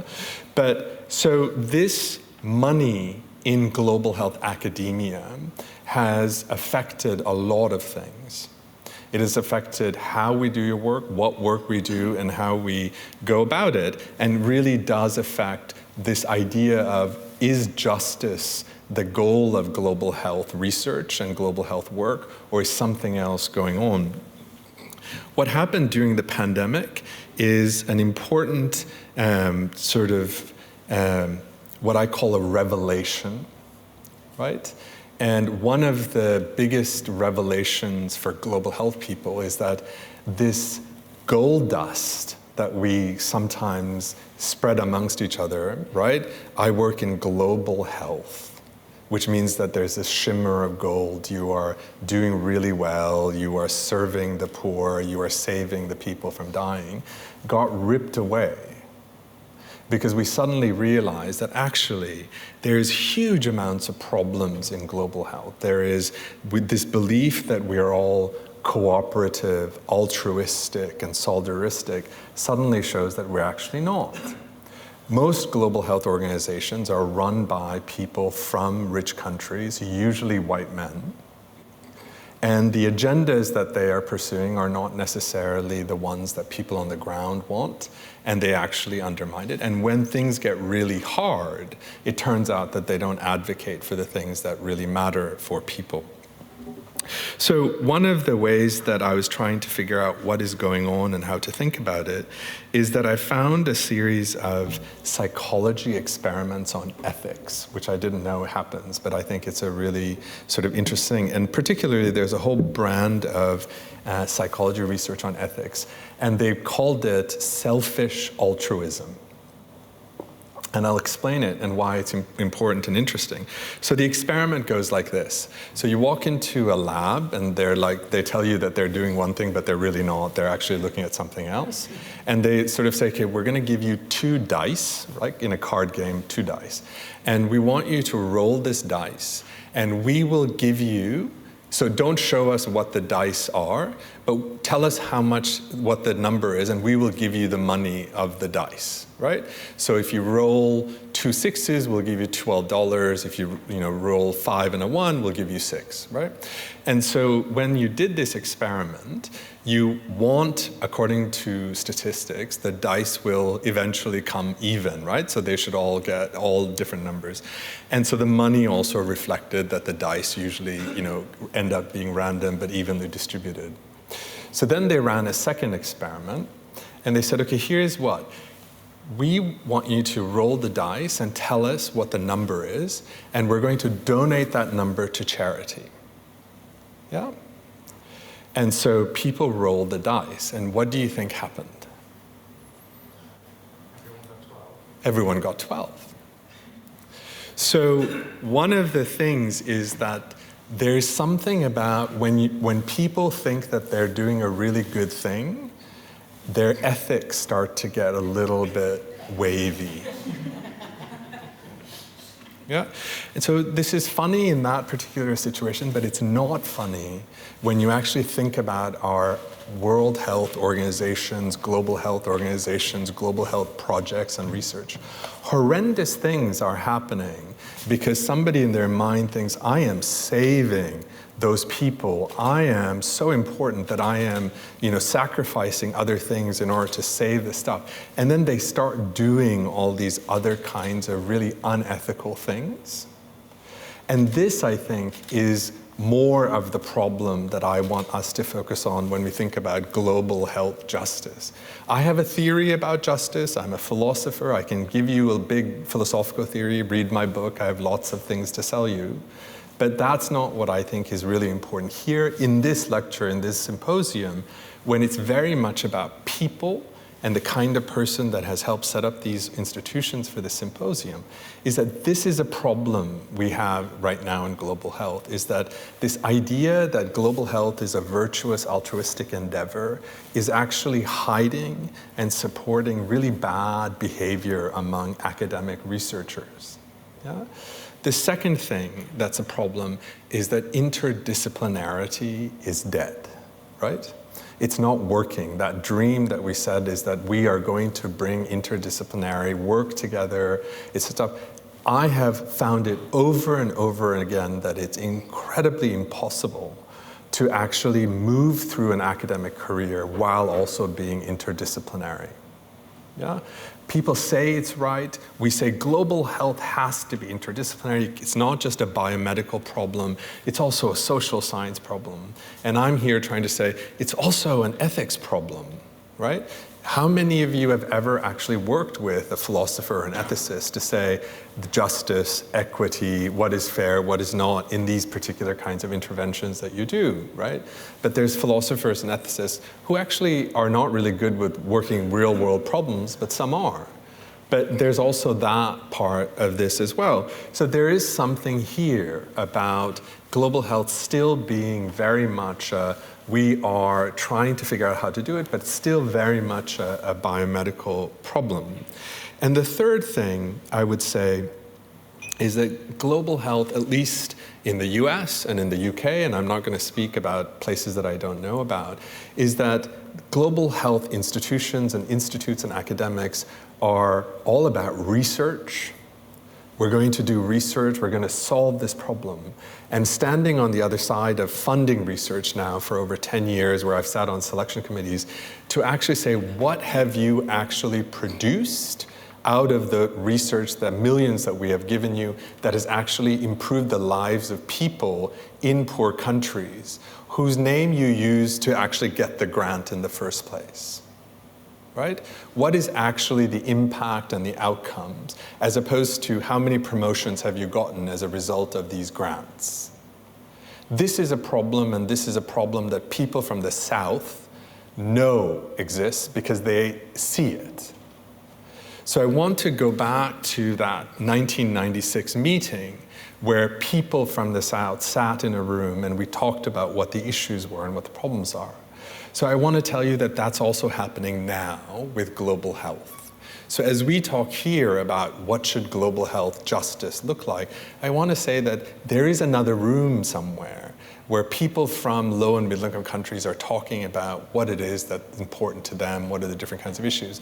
And what I'm trying to do is at least tell you that there is something wrong here that's very profoundly wrong, and global health, for it to be just, we need to start acknowledging some of the really important things. One is the poor ethics of global health researchers and program administrators, et cetera, when they sort of are actually doing things that we would consider to be unethical, but because it's global health, they get a free pass.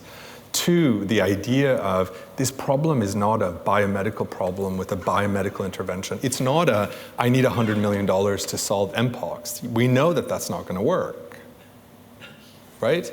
So that is the problem. There you go.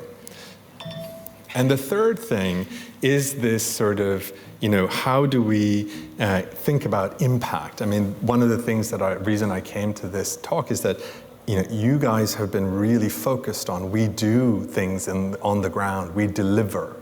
We're not just sort of doing publications, and that's really important to me. So I hope you take away from this in a very friendly way, right? I'm not here to do anything but to talk about justice, but justice requires starting at home, and these three things are there. If you want to read about philosophical approaches to justice, I'm happy to sell you my work and my books, right? Thank you very much for this opportunity. Thank you very much. That was a nice presentation, and I hope that people will react on that, because yes, you are. Go ahead. Well, I have to. Can you over there? I'll run slowly. You run slowly. Okay. Go ahead. Thanks for the talk, also for kind of provoking this process of discussion of what does it mean to do research in global health. I want to go a bit, you created this dichotomy between global north and global south and this kind of thing. But I would say that within the global south, also within these countries, there are so much of hierarchies over there that we could not just put them together in one category and say this happens. Partly because of Bill and Gates Foundation created this whole elephant of a hierarchy in India, that now they become like the Public Health Foundation of India and all these different groups, that they become the new elite, which we have to also fight with when we are doing field work over there. How do you see this in that context? Yeah, I mean, I think that you're right. There's lots of on-the-ground dynamics, and there is now a whole social and hierarchical infrastructure around public health in low and middle income countries. No matter what country you go to now, you're able to find some sort of nascent social hierarchy of public health, right? Because it's no longer the geeks who are worried about cholera and infectious diseases. Now you have people with Harvard and Johns Hopkins degrees who are working in their, sort of project on blah, blah, blah. And then they're all sort of finding out. So I think my thing depends on who you are and what you want to do, right? So my thing is now very much the future is all about the local. The future is all about the regional and the national, right? And so it's very much about how do you build networks and colleagues and sort of systems that will guide you towards equity and justice that you all agree to. Not what equity and justice that the funder or Bill and Melinda Gates or WHO or whatever has decided that's what it's going to be. So that would be my focus on it. Okay. Constance? Yeah, sorry. Yeah, it's coming. Thank you very much. A very nice and provoking presentation. I just want to follow up on what you just now, and my question is actually about what you just said, because we are sort of, not just academia, but all of us in working in global health, determined by the funders, totally. And it's individuals, literally, at the funders who decide what is interesting, what is not interesting, where money should go. So that is an angle that is pretty determining where we go. What is your view on that? So I had a section on funders and I skipped it because I didn't have time. So thank you for giving me this opportunity to talk about that. So a couple of things. The UK has sort of the government funders. It also has a very specific global health funding stream called the National Institute of Health Research Global Stuff. What's fascinating about it is that I kept looking at it is that they do not support any research that looks at transnational organizations or processes. They only look at subnational interventions. Yeah? Which means that to them, the global health problem is in that poor country, what is that problem and what is the intervention? Not what is wrong with the global architecture that's actually creating all these problems in these countries. And they're not going to fund that, right? And the Wellcome Trust in the UK, I've worked with sort of on their panels for a long time, for many years. And, as I was saying to you earlier, is that the Wellcome Trust is now one of the largest foundation philanthropic organizations. It has to give away £5 billion in the next 5 years. Yeah, it's desperate to give away the money.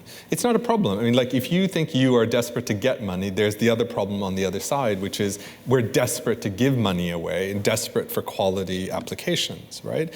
But what's interesting is that there's been a lot of problems at the Wellcome Trust because they thought that they were really cool and they did are we a racist organization evaluation. Guess what happened? Yeah. Yes, you are, And then they're like, oh, we have failed in sort of living up to our, sort of stuff. But then they came out with an interesting statement. They said, we are not a social justice organization. We are a scientific research organization. Yeah. So I hear you when you say funders are not stuff. But what I know is that you are not a random researcher in this ecosystem. You're actually quite significant and quite powerful. So if you had actually a conversation with whoever the funder is and say, I'd like to talk to you, we think that there is a problem here. They would at least give you time for a cup of coffee. Right? And that's the thing that I think we need to start thinking about is that, we are not powerless players. If we've done any good work and if we've done that stuff, then we actually can influence the way that the funders affect and choose their agendas or do things differently. And I would explore those kinds of things. Okay. One other question is, a lot of institutes before had the name of Tropical Health Institutes, and now they call themselves Global Health Institutes. You think they still have a role? Or for how long? So I don't. So I know the history of where. So this whole thing comes from colonial medicine. Exactly. Okay. There's not no one is hiding this, and no one needs to hide this, right? So this kind of, we're going to do this sort of medicine to protect our colonizer population, right, to prevent them from tropical diseases, fine. That's what was there, and that's what happened. And then it became international health because we were talking about stuff. And what annoys me, right, and this is stuff, is that people use the term global health when they actually want to say poor country health problems. Exactly. So for me, global health is that. But it's also, well, what's happening in the EU with the sort of transnational health issues? What's happening with the global architecture and processes and stuff like that?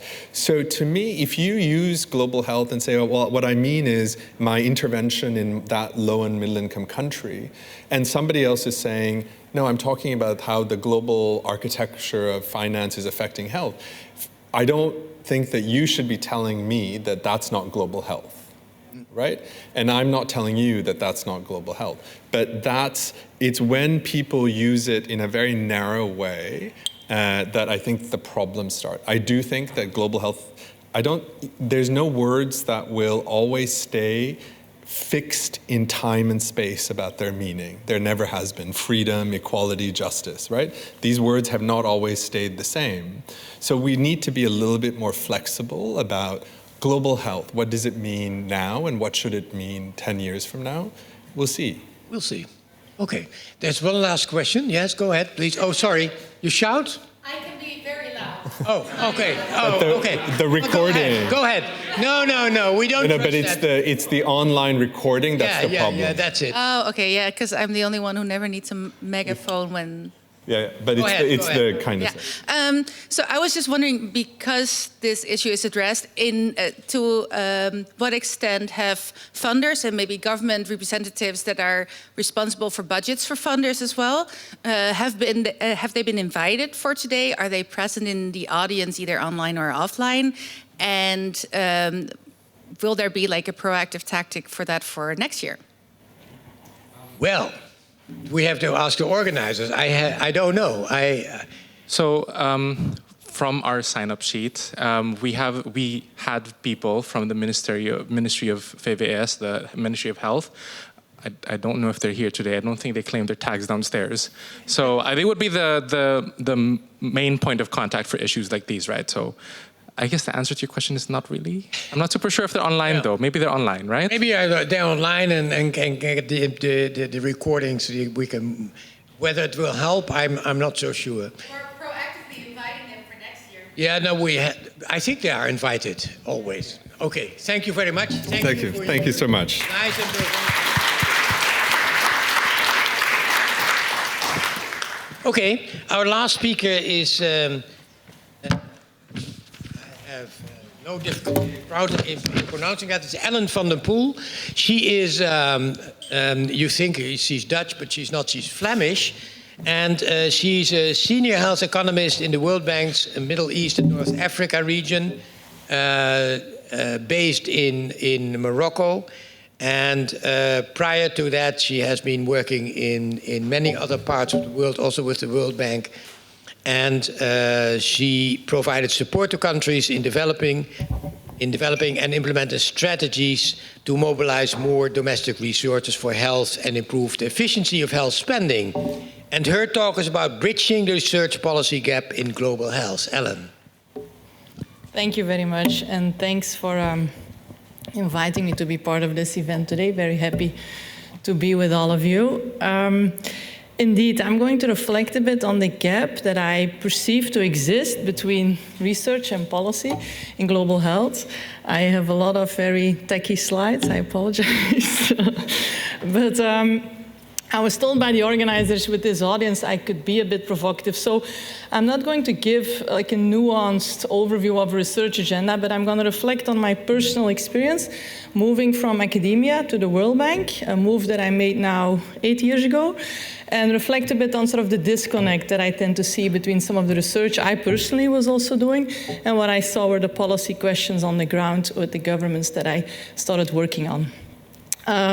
So 2 caveats to my talk is, one, I left academia 8 years ago. Perhaps some of my observations are dated. And second is that I'm a health economist, so I'm really reflecting on the field of economics within global health, which might be a bit specific. So, as I said, I left academia 8 years ago. I started my career not very far from here in Erasmus University in Rotterdam. I did my PhD. I did a postdoc, and then I worked hard to get a tenured position as an associate professor, which I did, and then I left quite abruptly. In retrospect, that was perhaps a bit of an early midlife crisis, but to a large extent, it was also driven by growing frustration that I had. I felt that a lot of the things that I liked working on, this policy dialogue, capacity building, were secondary to what I had to do to make a career in academia, which was publishing. And in economics, at that time, very much publishing in a fairly narrow set of journals with high impact and focusing on methods and establishing causality, using panel household survey data, applying econometric techniques to establish causal relationships. That sort of increasingly frustrated me a bit, and admittedly, fairly randomly, I applied for a job at the World Bank. I got that and sort of been there now for 8 years. I've been enjoying that quite a lot. I've worked mostly on sub-Saharan Africa, so my talk really reflects that experience. I've been based in Senegal for a couple of years in Dakar, and now recently moved to Morocco and working on the Middle East portfolio. So let me share with you my experience. So my research while I was in academia was very much looking at the question of how can we increase access to quality and affordable care for the most vulnerable and poorest populations in low and low-middle income countries. And as economists, we like to look at the role financial incentives play within those questions. So 2 questions I studied a lot were, does pay for performance work in terms of increasing access to quality care in very resource-poor settings?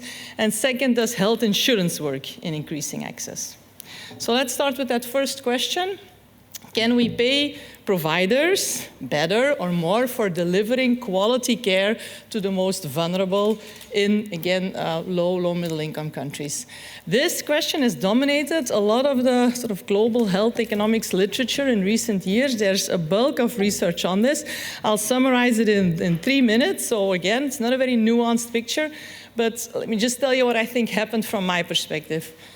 So recognizing very stagnant trends in service coverage, poor health outcomes in many countries, lack of progress towards the MDGs, and also combined with enthusiasm that a few donors had. In this case, I think it was the UK and Norway that started this movement, of some early evidence on performance-based financing coming from Burundi and Rwanda. It triggered some donors, bilateral donors mostly, but also the Gates Foundation, to come together and pool resources in the bank in a multi-donor trust fund and to support the implementation of performance-based financing schemes in almost 30 countries, all in low middle income countries, the majority in sub-Saharan Africa. Interestingly, they also put aside quite a lot of money for a research agenda, impact evaluation portfolio around all of these schemes. And this is fairly exceptional, right? That you have the implementation of so many similar interventions in the same time frame across so many countries with an impact evaluation around that. So that generated a lot of evidence on the topic of performance-based financing. Now, I recognize we have a diverse audience, so let me explain to you what I mean when I say these performance-based financing schemes, using an example of, in this case, Nigeria. So what happened? In Nigeria, a selected set of districts were chosen. Within these districts, the health centers received additional financial resources.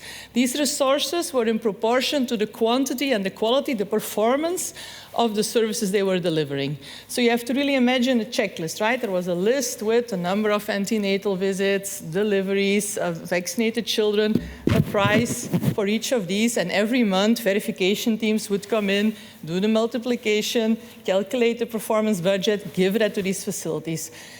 Interestingly, facilities had autonomy. They could use this money quite flexibly. They could pay bonuses to their staff, they could upgrade the infrastructure, they could procure medicine, whatever they felt was needed to increase their performance. These were compared to a set of control districts where nothing happened. It was business as usual, input-based government financing. And interestingly, there was a third arm where they implemented what was called direct facility financing. This meant that facilities in this third group also got additional financial resources, also got the autonomy to spend those, but the amount of resources was not tied to their performance so closely. They didn't come with this checklist, right? They just gave them lump sum budgets. Now, you can already understand the idea of this design is to tease out not only the impact of giving additional flexible money to facilities, but also to tease out the impact of this pay-for-performance mechanism, right? So what's happened? Let's look at the results. These are two outcome indicators. The title is gone from the second one. Anyway, the first one is the proportion of children that are fully vaccinated. The lower graph shows you the proportion of births that occurred in a facility, institutionalized delivery. The light part of the bars show baseline data. The black bars show endline data, right? Take the upper graph. The first two bars show you the increase in the project areas. This means both the PBF and the DFF combined.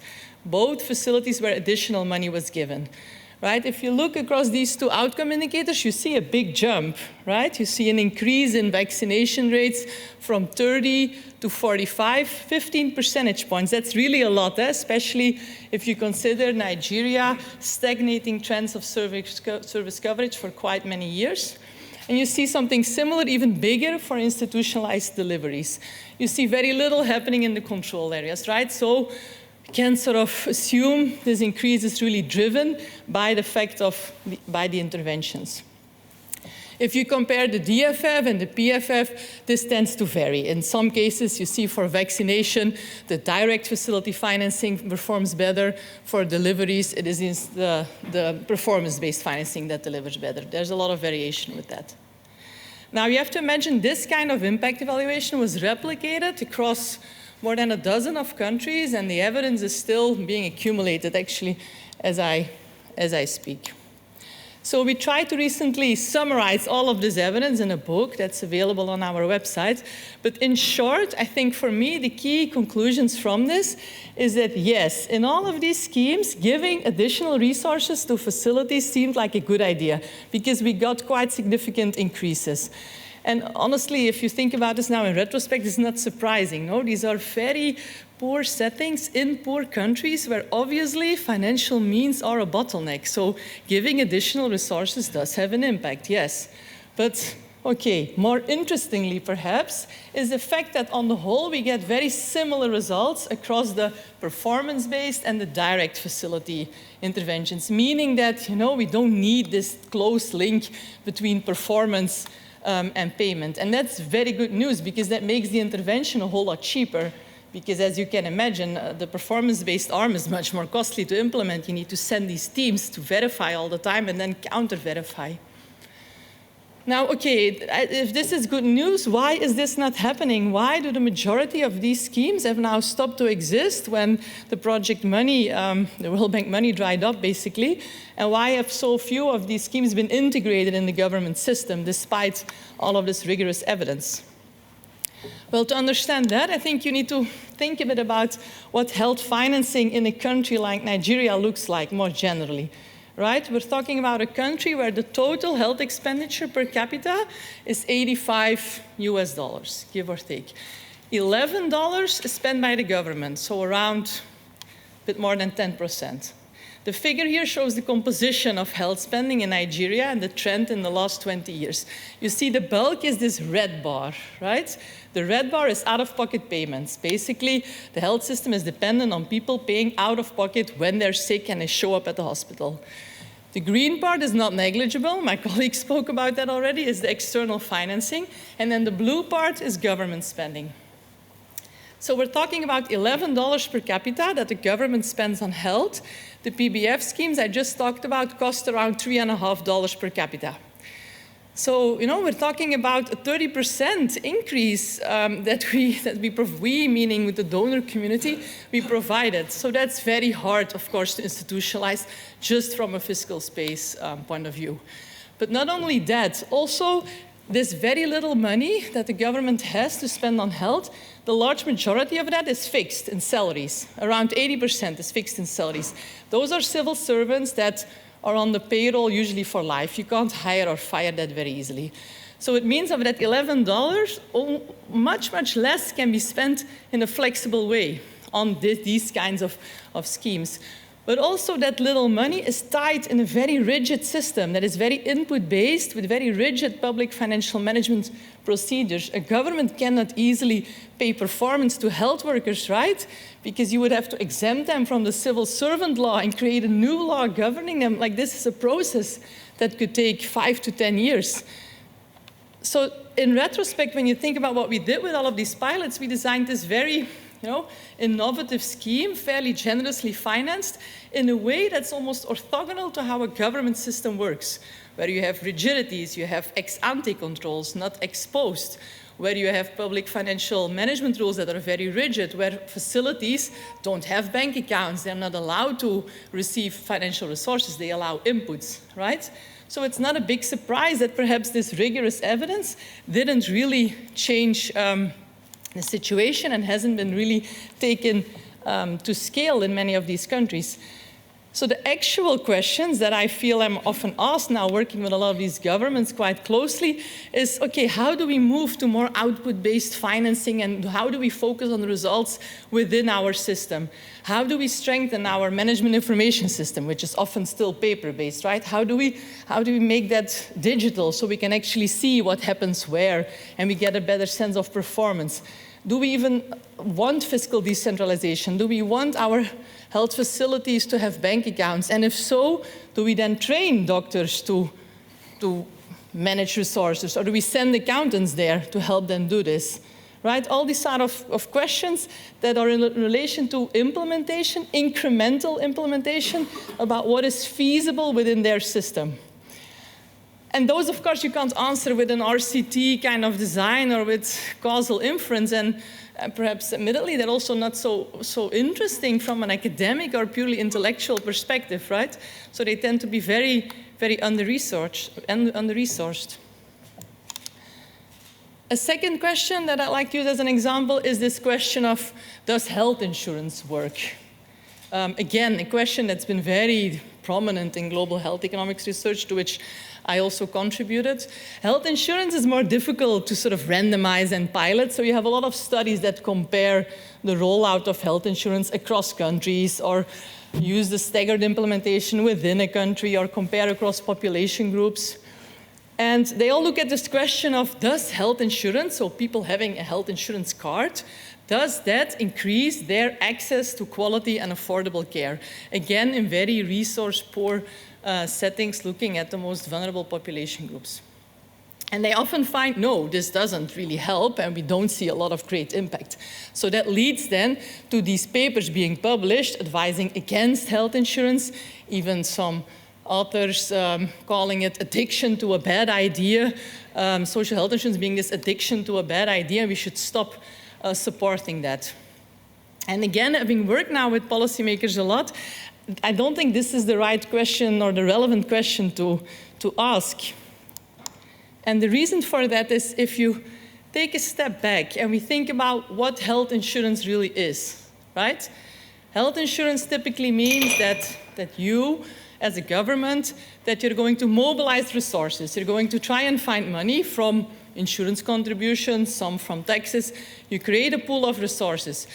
You're going to identify a target population for whom you're going to promise a benefit package, a set of services that are cost-effective and in line with the disease burden.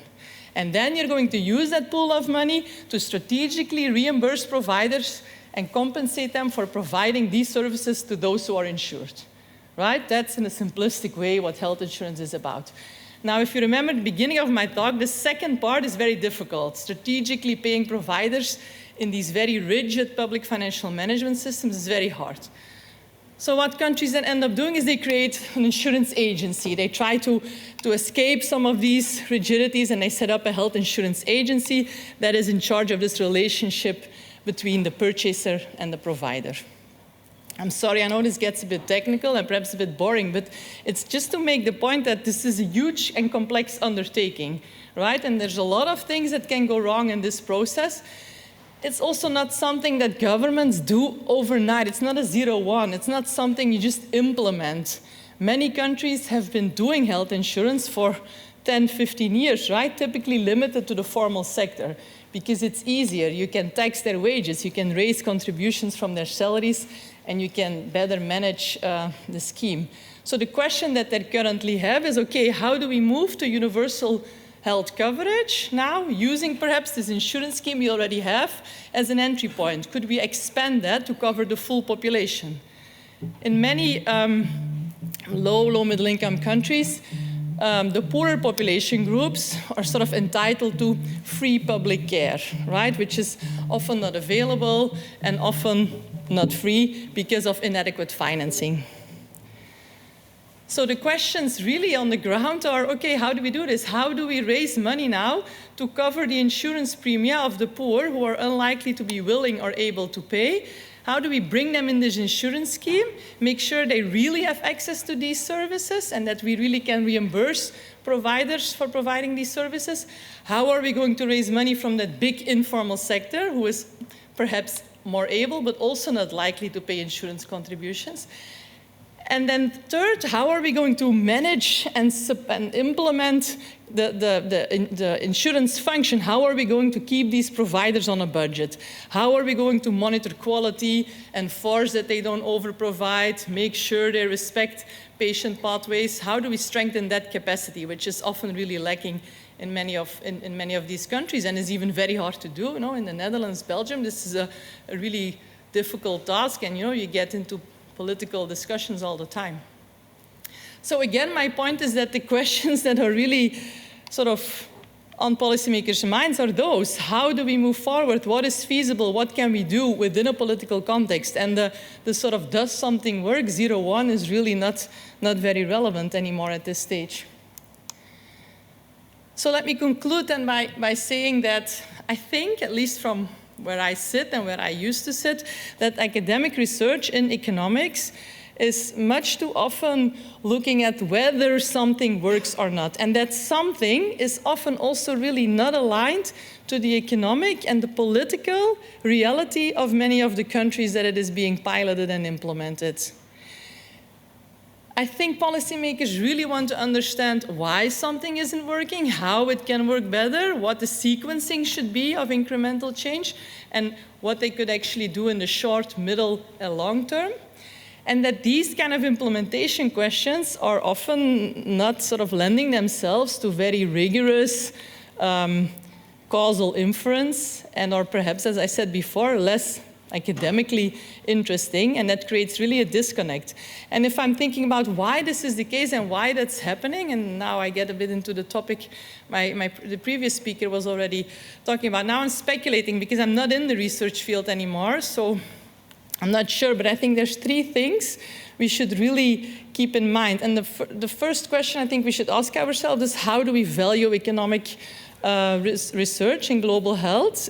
Are there other metrics than publishing in high-impact journals? How do we really value the impact certain research has had on the ground? And second, that already was mentioned, but who has the resources and therefore the power over defining the research agenda? Where does that lie? That doesn't lie with the policymakers, at least that I work with a lot. They really have very little access or say over how research budgets are being spent. And I think that's something that really should change and that we could all play a role in pushing for. And then third is, how do we really strengthen seriously research capacity in low and low middle income countries? I find this very frustrating, and perhaps the biggest bottleneck to real health system strengthening in the countries that I've worked in is that you don't have often a critical mass of research capacity, think tanks, universities who are able and have the resources to reflect on a continuous basis about the functioning of the health system. And here I'm also wondering how and who we can fund this better, because typically the big donors in global health, they raise their resources on an agenda, right, on certain diseases, certain priorities, and they also need to show to their constituencies It can be bilateral donor like the Netherlands who needs to argue to the population, or even in the bank. You know, we also need to raise money every year. You need to show results in a fairly short window. 5 years, you need to show how many lives you saved, how many people have benefited from certain interventions. But if you really want to strengthen capacity, research capacity, there won't be results in 5 years. That's a very long-term agenda. So you're in it for the long haul, and you need to be willing to take risk, because that result won't materialize in every country you invest in. So these are open questions that I don't have answers to, but that I wanted to put on the table. To conclude, if I can just say, when I was making this talk, I thought it's interesting. As health economists, we like to study the role of incentives, how incentives can steer appropriate care. And then we don't often talk about how incentives actually steer the appropriate research agenda. So I'd like to just leave that question with you. Thank you. Thank you. Thank you very much. Is the pay for performance not exactly the same example where funders are pushing their agenda and then governments are basically shown it works and they can't apply it? It is? Well, that's the case I was making, right? Yeah. That we is there a solution for that? Because one of the things that maybe there was a meeting on performance-based financing, and the conclusion was the only way to change that is have governments involved from the beginning in these kind of systems and not having it paid by outside funders, because that's an interesting pilot project, but it won't work in the end. Would that help? Yeah, I mean, like I said in the beginning, I'm not giving a very nuanced talk. Yeah? I think there has been a lot of value of all of this work, obviously, because it is true that many countries, while they haven't taken up these type of schemes, it has led to a shift in the mindset, right? And they're now looking at how do we do this within our system. But I think, yes, the process could be much shorter if you sit very closely with the government and try to design something that's feasible within their system, something that at least within 5 years could be to some extent taken over by a government budget. Yeah. Okay. Questions? Are there other health economists? Different. There you are. Well, you have to. Or not. Okay.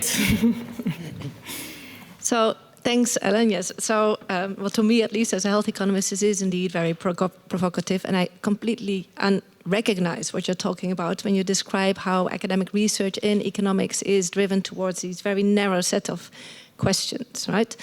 At the same time, I think, so you talk a lot with governments, so you hear a lot about the questions that they have, you list them. You're also at the World Bank, and the World Bank is a powerful player in itself. So to what could you see the role of the World Bank in changing these dynamics, and perhaps also funding different types of research and promoting different types of publications in this? So I was expecting this question. I thought about that. And I want to clarify, it's also a misunderstanding I had when I joined. The bank is a bank, right? There's a lot of money, but we use that money to lend to recipient countries. That is, we're not a funder of research, very small. We don't have that kind of resources. The majority of the resources go directly onto a government budget for loans. So it's not as if the bank is a big funder of research and makes those decisions. Having said that, I do think there could be a role exactly for the bank to help convene some of the key donors and create more flexible financing at the country level for research, and to have ministers with their departments set the agenda and have full access to those finances. So this is my personal view. I'm not making it any. So I do think there's a role we could play, yes, but the bank doesn't set any research agenda. And also, the bank lends, but we lend to a government program and government priorities. And of course, in that discussion, there is give and take, but we don't implement projects as compared to many bilateral donors who would go and implement. We really just lend to a Ministry of Finance. That's an important division. Okay. There was another question. Yes, please. Oh, two. Yes, you go ahead. I've often found that funders have agendas which are vertical, right? HIV, tuberculosis, malaria, etc., etc. Yeah. Whereas actually the World Bank and the ADB, etc., are more open to at least discussing more infrastructural cross-disease topics, probably because the decision of where it has to get invested is in discussion with the government. Yeah. It feels very inefficient to have a community screening program or a setup for a disease where the population is the same, the community worker, especially with digital tools, you can actually make them do much more than a single disease. Is this a dialogue that is happening between the World Bank and the ADB and the funders on how to steer it, how to steer funding, if not totally, at least partly, to non-disease but more horizontal? Yeah. No, thanks. I'm happy you brought this up. I was thinking this in response to my previous colleague's talk. I think a big perverse issue in global health funding these days is exactly that, is the fragmentalization of financing for specific diseases and specific topics. And the problem is that all of us, the bank, Global Fund, Gavi, we are all raising money from the same donors, right? From the same high-income countries, and we're all sort of selling this big impact and life saved with these donors, and we need to then report on that. So then there's a lot of rhetoric about let's move away from diseases and really focus jointly on health system strengthening. That's very threatening to many of these disease funds because it questions the raison d'etre, right? I mean, so the bank is not, the bank is more, it's more general, right? We don't do only health. We do all of the sectors, and we don't focus on diseases. So, I mean, that's personally what I've enjoyed in this job, is that we don't do that. We don't have a disease-specific focus, and we focus on health system strengthening investments. But I do think this disease fragmentalization is a big issue, and I cannot see how to reduce it without it being pushed from the donor side. Me in countries like the Netherlands and like others that are investing, I think they need to go and really enforce that when they pledge support to these institutions. Because in the end, an institution behaves according to the incentives it's given, and it's the reality. It's not an economic issue, of course. If you go to an HIV clinic in many countries, they are treating HIV, but you're not being in lower middle income countries, you're not treated for other diseases like diabetes or high blood pressure, etc., etc. Yeah, but you have, I mean, I don't want to speak for other donors, but a lot of the resources, development assistance is off budget, right? It's not going through ministries of finance. It's basically by countries procuring, setting up projects, procuring. So then you have, little trucks that provide certain treatments or vaccines that can't be used by the other project. That's really crazy. And I think the only way forward is to pool resources through a government budget within the Ministry of Health or Finance and let them do the procurements, and stop doing this. Very clear. Okay, no, I agree. There was another question. Thank you very much. I feel myself caught in the intersection of all four of these wonderful presentations, because working on performance-based finance for the last years, what I found is that it's very effective if you work locally, which means that you involve the local people, the clients and the health workers. You get a system that works. Then PBF becomes more interesting and bigger, and then you get protocols and things that you all of a sudden you're covered by a kind of standard approach, which does not work so well. But then at the same time, you want to find the researchers locally who can do the job of finding it. So what you do is you do capacity building, and then all of a sudden I find myself being involved in careerism of the local researchers. And then you try to, I'm just trying to say is that all the things that were brought this afternoon forward in some way exclude each other. And that's my biggest question mark. I mean, how do we find a way forward that is non-colonial, that is, we've given a lot of money from the Belgian government to do capacity building, and then we do capacity building, but then they say, no, it's research, because we are working for one of those colonial institutes that's called the Tropical Institute, etc. And then you get yourself in a struggle with the donor, which is a government, and the donor says, I don't want you to anyway, I'll keep it short. Yes. No, but I think this is a nice transition to the panel discussion, actually. Unless you want to immediately answer this, or shall we put this for the panel discussion? The way forward. That's a nice thing to discuss. Okay, so we have a panel discussion, and thank you very much. Oh, sorry. Maybe if you can, you stay here, and the other speakers too. Yes? And Nikes, are you there?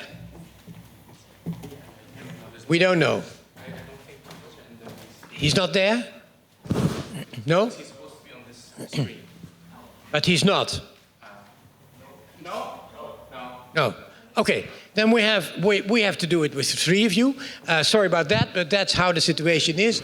And so we have about 20 minutes because I was told that this place has to be, we have to leave here by 4:30, was that correct? Okay, so give me a sign if that's... So the question was, what's the way forward with all these problems and issues, etc., and differences between countries? So what should we do? I mean, for example, you said something on strengthening research, strengthening governments. These are all nice things to do, but can we do anything about that? There's no one who wants to answer that question. Are you happy to say something? Yeah. You have. Go ahead. The question. So for me, what is really essential is that whatever resources, whether it's resources for research or for development assistance, is that they flow through a government system, and that governments have like decision power over what is actually being invested in and where. I completely agree, but how do we achieve that? Well, that's my point.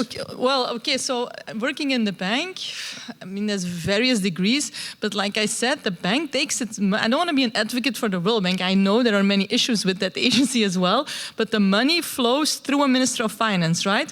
We do not procure anything on behalf of a government. If they want to procure services, they do that themselves. And I think the more all donors do that or go through a mechanism like the bank, the more you strengthen the actual government system. If you see what I showed on Nigeria, you have a Ministry of Health in Nigeria that has control over 10% of the health budget. How can you do a planning or a strategy or anything meaningful if you don't have power over the resources? Let me put it a little bit critical then.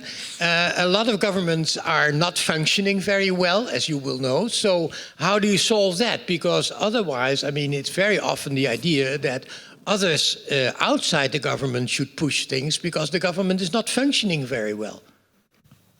No answer?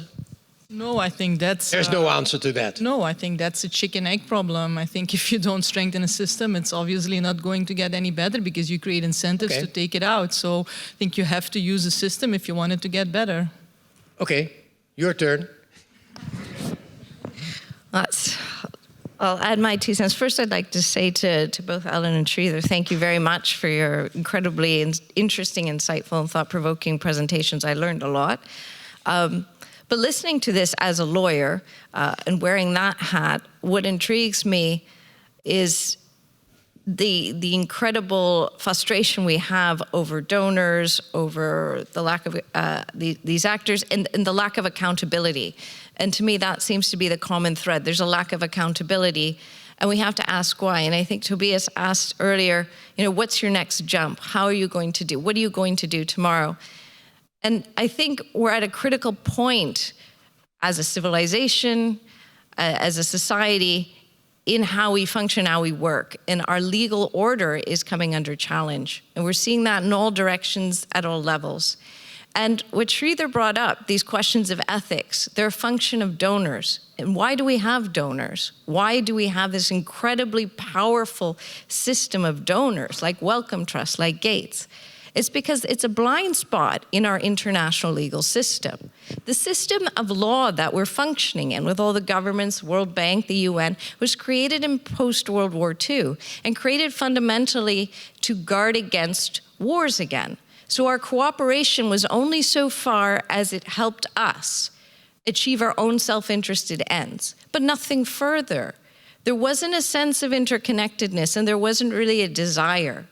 So the blind spot, and an apparent one in global health, is how do you help poorer countries that have diseases, when your only obligations are to your own citizens. Your only obligations are very vertical, and you will only help another country insofar as it protects yourself. So global health in its most traditional sense, from the sanitary conferences of the early 20th century, was really based on containing pandemics insofar as it helped your trade and economy. It wasn't for helping the health and well-being of other countries. So the idea of using global health as a basis for the well-being and development is a charitable notion based on voluntary goodwill.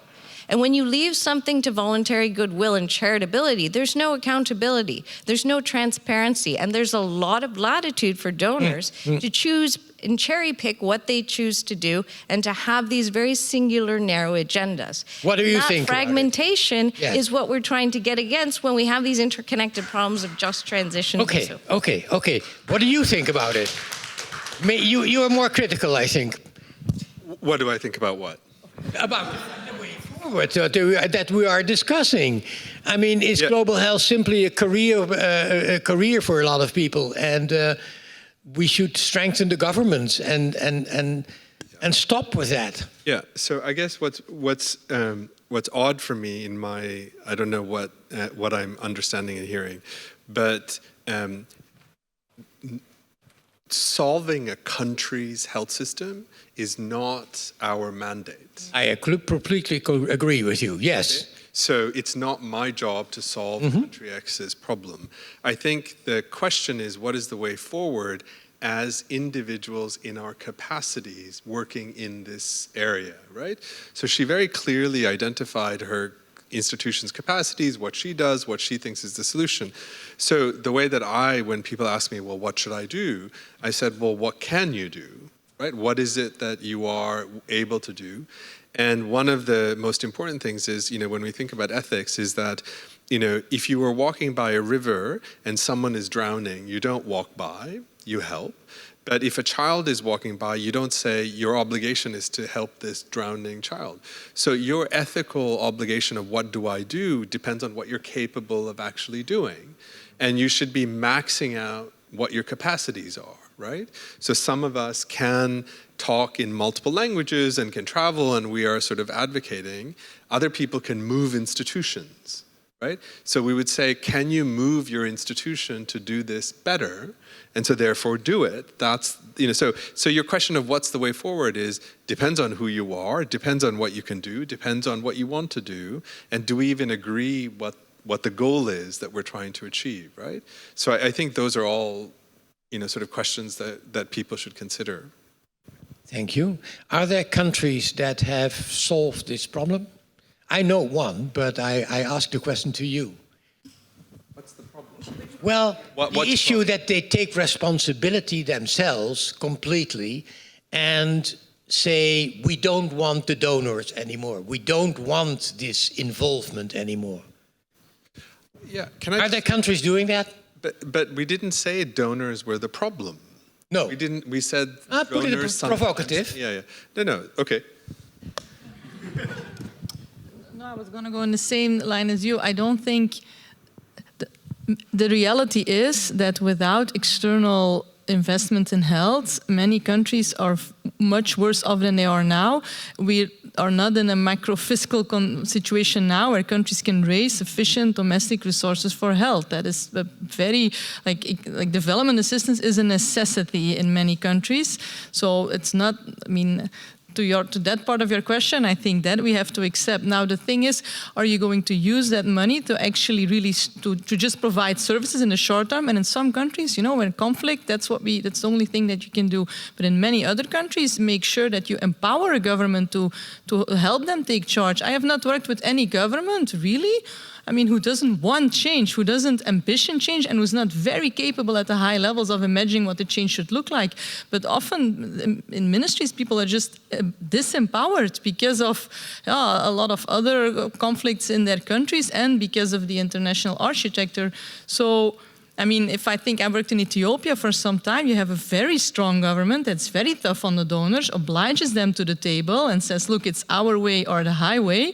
And that have really, but even then I've seen challenges with donors sort of not playing that game. So it is very difficult to be in a position where you need that external money because you need it to finance part of your system. And at the same time, you want to enforce behavior change. Like that's a very difficult thing to manage. So a lot of these ministers are in very, I would say, vulnerable positions. Okay. It doesn't answer your question, but I hope it gives... No, it doesn't answer it. There's no answer, of course. Go ahead, please. Well, I'd like to go back to the example of climate change because it's very much not dissimilar to some of the challenges in global health. And in climate change, what you see is this evolving notion of common but differentiated responsibilities based on respective capabilities. Very long, and not a great acronym either. But what it means is that we are all connected. We all have to contribute to the solution, but the way we contribute will be different. And that difference is based on a responsibility and what we can contribute. And I think global health could benefit from a model like that in many ways, because we're very much dependent, as I said, on the goodwill of governments and donors, private donors. And that's precarious. And that can change radically depending on the election, depending on, governments.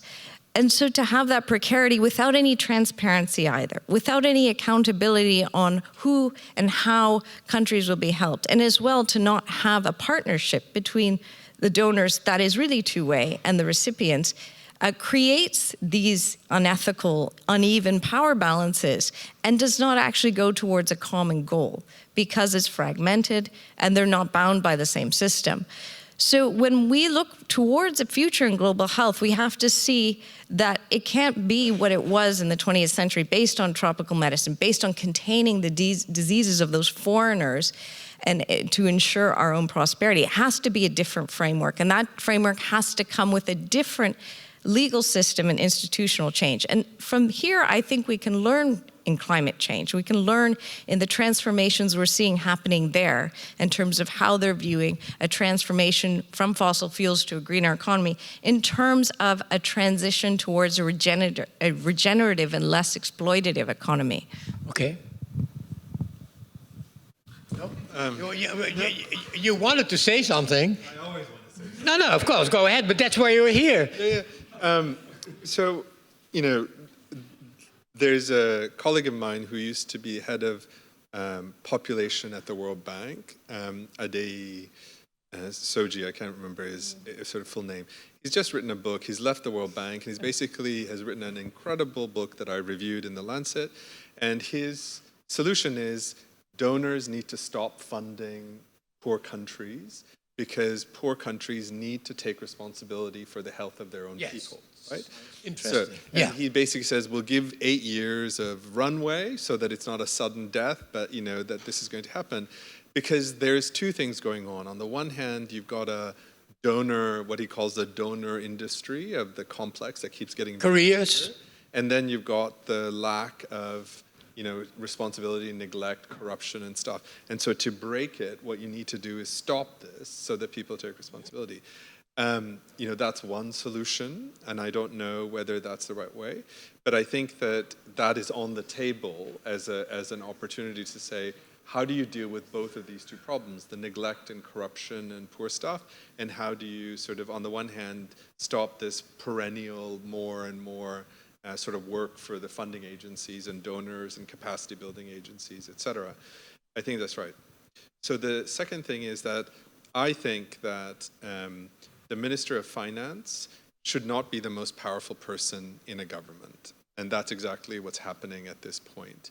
I think that the Minister of Health is becoming useless, and most global health organizations are actually going to the Minister of Finance because they know that the Ministry of Health actually doesn't do anything because she has no money. And so I think that there's something going on here about how do we think about financing health but also not making it become another ministry that everybody wants to get a position to, right? So once they're in position, and you might be able to work with them, but the Ministry of Finance is already quite a significant role in many countries, and I think adding more money to it, particularly with health, actually just adds to the power imbalance within the government, and also I think there's lots of other practical political problems in it, but I think we should talk about this some more in terms of how do you actually get the government to own the health work, but also not make it into certain people, into the gatekeepers of all the funding that actually, determines whether people live or die. Okay, thank you very much. I mean, we have a few minutes left. Are there people that want to ask a provoking question to the panel? And no? Yes? Yes, you want. Oh, okay. Yeah, you haven't, yeah, go ahead. No, I haven't said anything yet. No, but that's why I think it should be your turn. Yes. Thank you very much. Really extremely interesting talks today, and I'm really happy I came. So by background, just to give a few words, I'm a gynecologist, and I grew up between the two worlds, I would say. I grew up partially in the south, in Sierra Leone, and in Germany, so these are my parents, and my education was also in both worlds. And for the past years, I was working in global health, maternal global health, as I'm a gynecologist. So especially the last talk triggered some memories from me, because I was also working in Sierra Leone partially. And I did get in touch with the PBF system, and also after the PBF was then finished, as then receiving comments like, oh no, I'm not taking that data anymore, that PVF system has finished, so we're not doing that. And so there is also some effect happening once the money runs out, even though PVF might be good for the time being, but then afterwards, what happens? It's not really sustainable. At the point were my thoughts. And then again, thinking of the universal health coverage, sure, we would like insurance because we want every individual to have its personal human right to health being fulfilled. But how do you get that? You need some sort of coverage. Insurance seems to be a good solution, but how does that work? The structures in rural West Africa, at least, are very different. You don't have the responsibility of the individual in the rural context. You would actually go to your chief, your town chief, or some senior person of your community, and that one is the one responsible for what happens to you. So the structures that we have in Europe, or maybe in the US, in the Western world, are just not the ones that apply in a rural community, where actually the problems lie that we are currently thinking about. We here, there as well, everywhere people are trying to say, how do we make it a better world? But then I was very much triggered about your experience in 1996. So my question is, where is actually this other room? Because we here, most of us, I'm now having some ideas of people here, but I don't know you, but most of us might be mainly from the Western countries and not having the direct experience of living in a sub-Saharan African country as a rural person, having direct contact to people from there, feeling as them. So where is the other room? Where are the activists? Where can we get in touch and hear the words of the activists of the South, so that we can actually act on what they want and how they would think solutions can be put together? And then I think the One Health is actually a point of where we have to start, saying everyone has to have a word, everyone needs to come to the table, because right now we're thinking of how do we find solutions from our perspective, which doesn't work. Okay, thank you very much. I think that HIV/AIDS is an interesting example, because you raised it, but I mean, it was indeed activism was coming from the gay community, very strong, and then it changed, but it also was much weaker, and it had a voice, but a small voice, and that's very difficult to change. That's very difficult. I can put this question to the panel, but I give you the last, if you are brief. You have to. Because otherwise we'll be thrown out of the theater. Okay, sorry.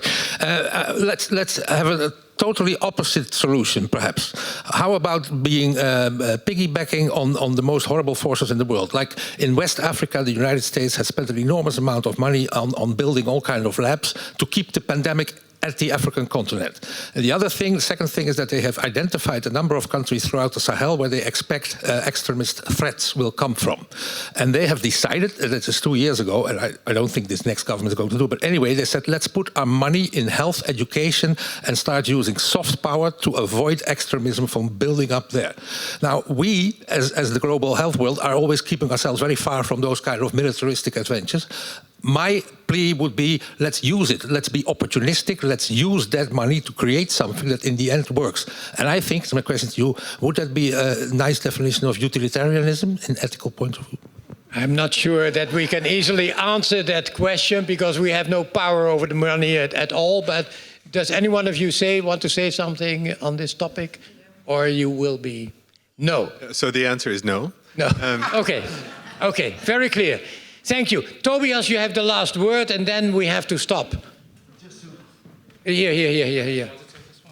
Yeah. Just the suggestion, indeed, coming back to your question, of changing this whole thing into a military urgency instead of a health urgency. That was already done by Museveni in Uganda 25 years ago.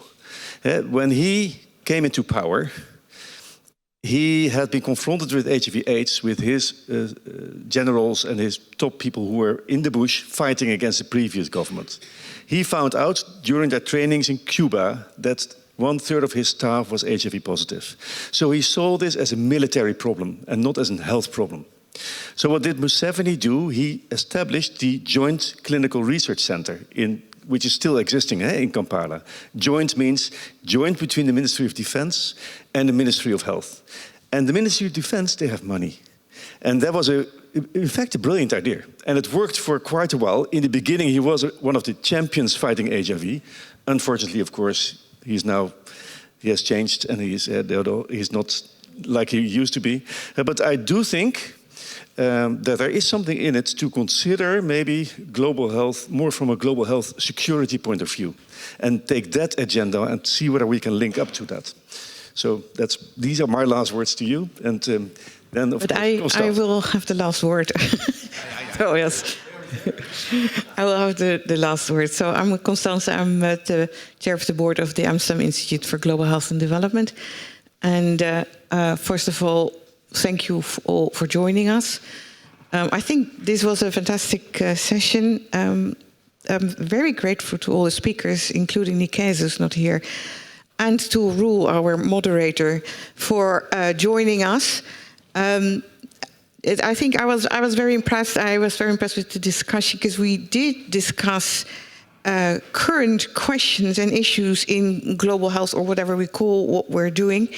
And so tremendous food for thought, I must say, in this discussion. And not only that, also clear indication of how to, or suggestions for moving forward, which is always very helpful because it's a bit frustrating if you have discussions that end up with, well, we have no clue how to move on. But we have some, I think we have some ideas and thoughts. So thank you very much for that. Thank you all. And yes, we have. Are you going to distribute, Matt? You will do it. Oh, you will hand them.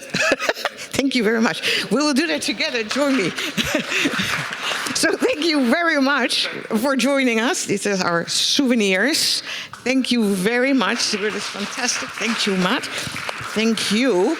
And of course, thank you, Roel.